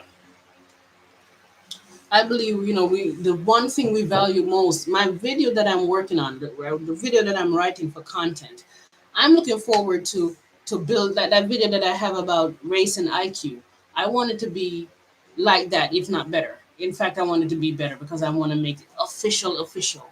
And I bought a bunch of props, and I had a green screen props, gloves and stuff, but I don't know how to use them because I don't have the green screen software thing that I want to put in that video. So I'm just saying that in that video, I'm talking about the, the evolutionary, um, universal perspective on beauty and race and beauty, and why we chose beauty as a big thing in this universe, because we're using beauty, or should I say, we're using beauty to facilitate evolution. It's beauty that we're creating with evolution, because beauty is a means to love, and love is the means to connection, and connection is integration and oneness, and that is what we're creating for this universe. The more we desire, the more beauty we desire in this life, the more the universe expands and create more of that. So the more we desire with thought, desire thought, you know, we tell the the photoreflective system that is known as the law of attraction that it needs to create, um, a certain beauty that is going to cause us to love it because we love through beauties and we love that beauty, then we want to merge with it, then we want to connect with one another. And then we want to connect with the beauty and connect with everything around us because the more we move forward in our evolutionary path, it's beauty we're creating. And so that's what that video is about. But I kind of digress, kind of. So I think I'm saying this to say that you cannot not value beauty, outer beauty. It's a lie people are telling when they're, oh, I mean, we all know now by now that it's a lie. That it's what's on the inside that matters. So why did your dick get hard? Why you go to the strip club? Why your dick get hard for a woman and why you taking her to bed? You're not gonna fuck her inside. Well, you are. But you know what I'm saying. You're not gonna be fucking her emotions. You're not gonna be having sex with her good traits on the inside. She's a loving, caring, all that stuff. And in a way, you are kind of having sex with that because the affection is coming from that. The love, the inherent love that is going to be given, that it's a loving reason why you're engaging in relations with this woman. It's not always about love, but we preferably it's about love. Um, in that way, you're kind of like making love to her, what's on the inside. But really, on the outside matters because they go together. You want an affection from an attractive woman to make you feel special, to make you feel powerful. So, men want women to. It's like if men chase women who are attractive because it gets to get them to validate. They get to validate their their worth and their masculinity and their abilities to pull a woman and even their own attractiveness too. You know, um, it puts value in on the self in their mind. If they chase after a woman and gets her, and if she's really beautiful, then that's even a bigger validation for them. So yeah. So you were saying feel good on the inside. Yeah, it will work only to an extent, only a small extent. I think they need to do both. I think if you have a terrible looking body and an ugly face, you one day you need to sit and find things. Maybe you like your baby hair. If everything about you is ugly, yeah, I know you're just gonna have to make a list about life and things that makes you happy in life. But there has to be at least one thing on your body, your physical body, that you can like, and you tend to focus on that. And when you focus that way, it helps you to get yourself to a more self-loving, self-appreciating place where you will attract nicer people to make you feel nicer about your life. You will attract a better partner that way, and maybe if you keep attracting good things, you'll be able to attract enough money that if you believe you need plastic surgery, or if you believe you need whatever you need physically, because I'm not against plastic surgery. If you believe you need these things, you could go get these things. And that's okay, because nobody could feel for you. Nobody could tell you what to get and what to not get. Because you're living your life, you're feeling your pain, you know, you're feeling your inadequacy. And if you believe, I believe you need to work on yourself internally if you're getting plastic surgery. And and also get a plastic surgery, but don't stop there. Go sit with a therapist, go get a life coach, that you don't become the psychotic person. Depending on just how insecure you are, how much trauma you have around certain issues, how inadequate you came to believe, to feel about yourself because of traumas. So I believe that's what people need to do and not lie to themselves about um, not lie to themselves about getting plastic surgery, or lie to themselves about being pretty or being ugly, or lie to themselves about, oh, I feel better about myself because I don't have to be pretty because it's on the inside that matters, and I'm a good person, so who cares? No, you care, bitch. You care. You care how you look on the outside. Otherwise, you would need to say it's what's on the inside that matters. That's just a way to like deflect from the fact that you feel terrible. You're trying to feel better. Make believe it's fake. So that's what I have to say about that. You are right. Beauty is what makes someone sleep with you to begin with. Yeah, and relationships is a very big part of our life. You know, everything you have to do. This is why my life is a mess right now, because I've not been having, well, other than my husband, relationships with friends, meeting people, um,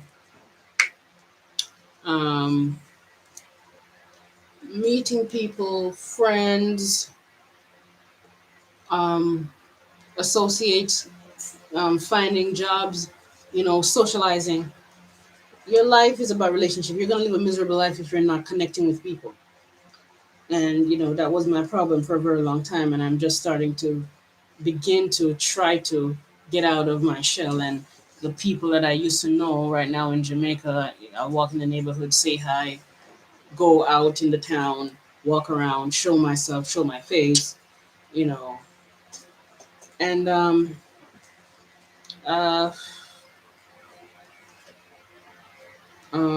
I still communicate with my husband. We still talk sometimes. Um, we're kind of having a strange back and forth relationship now. But I mean, I'm polyamorous, really, to tell you the truth, and he's kind of polyamorous too. So I think even if we're in, or if we get back together permanently, we would still be like a polyamorous type people. Not necessarily swingers, but just open to. We don't believe. I don't believe in monogamy. I don't think it's a natural thing, and I believe, you know, we'd be open to, you know, seeing different people.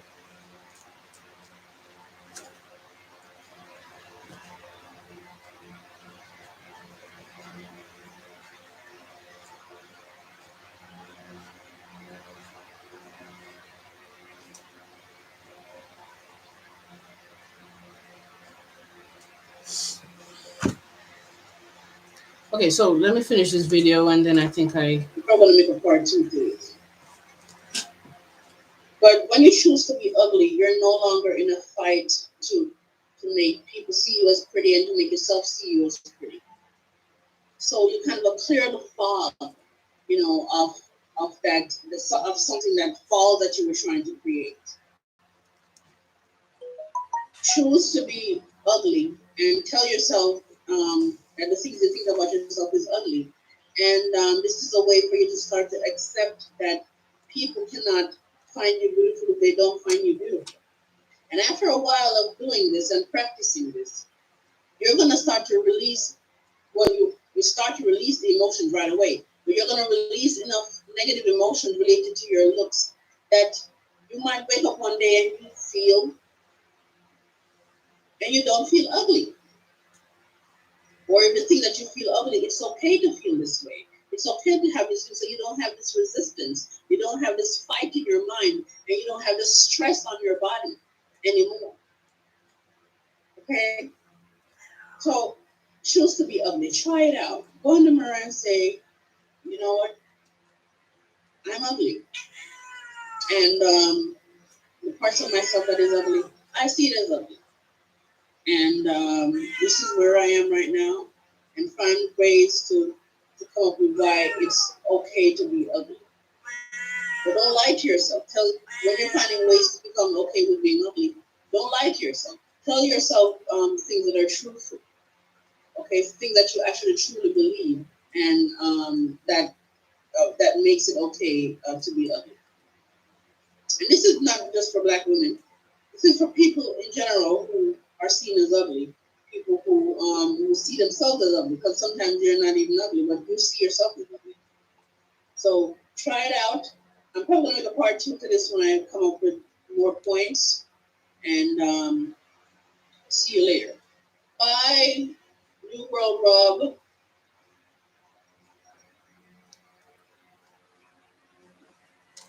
Speaking life into the way um, into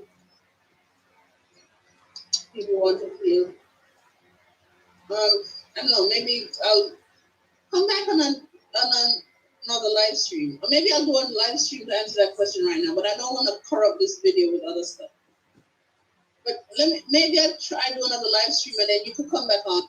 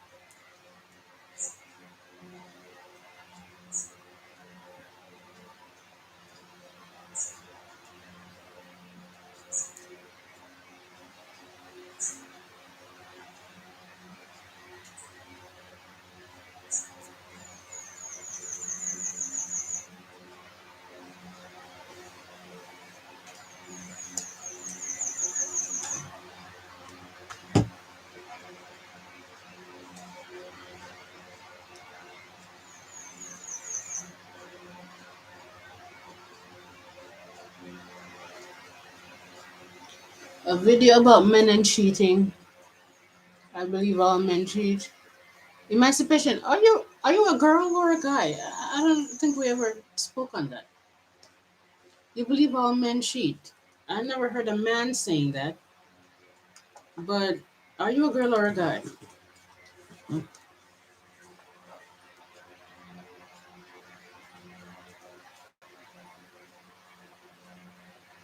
Oh, you're a girl. Are you a black woman? I think you. I think you're. I think you told me. I think you told me you were a black woman before, right?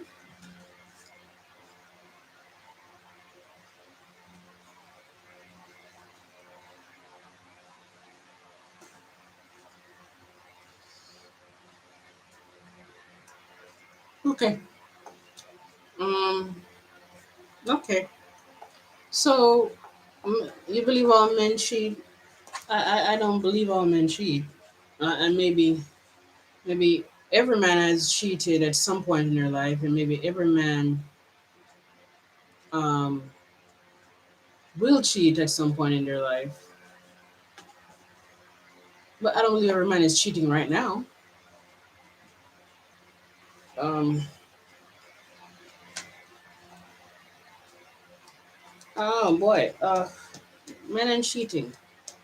I think that would have to. I don't want to. I don't want to be that to be a live stream because anywhere in a long ass live stream, I could be talking about it and then you'll miss it. So really, I think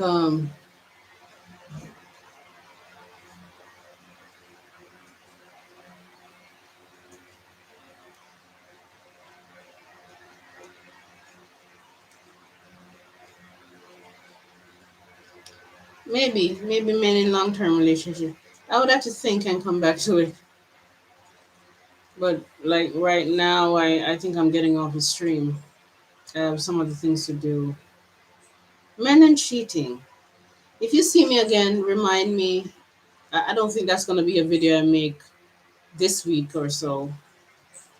Um, if I talk about it in the stream, hopefully I remember to put it in the title so you'll see it. Um, Remind me again after the think on certain insights. But I do believe men. I believe if men, if women would be more honest and men would be more honest, less cheating would be. I'll say that. If people if people, I mean, it's a no-brainer that if you're polyamorous, then it's not really cheating because you agree. But there's something else that, even in monogamous relationship, if people decide that they're going to be honest about what they want, and both parties talk about what they want, then people could get to a place where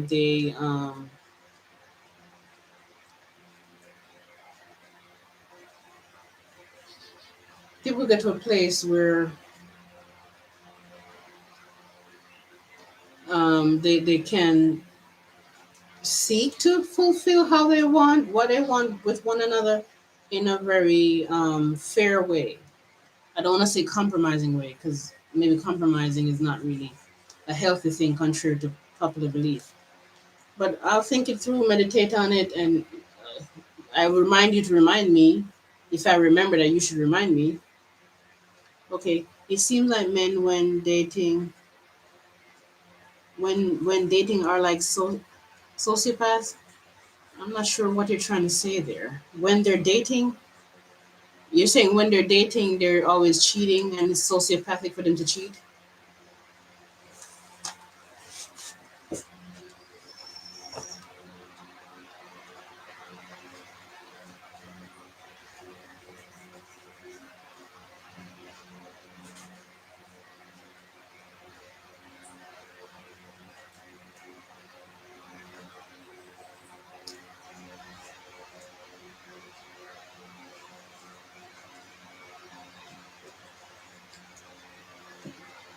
I don't know why the universe thinks it's a good idea to tell me that time is limited, time is running out, it's getting late. It makes me start thinking negative thoughts. It makes me start to fight everything, and then it messes with my manifestation um, thing. They're not themselves. That's true. Because they're so insecure that they're not gonna keep you, that they have to tell lies to try to keep you around.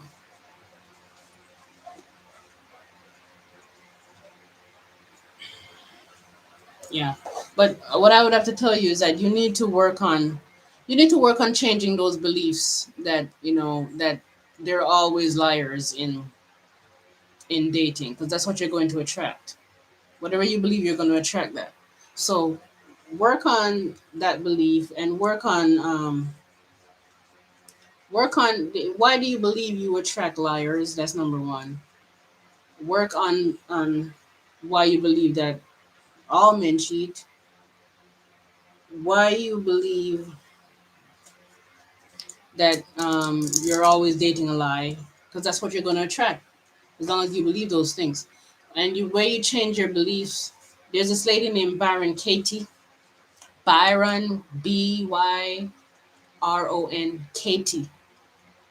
in Katie, and she presents a process called the work to help change beliefs, questioning beliefs.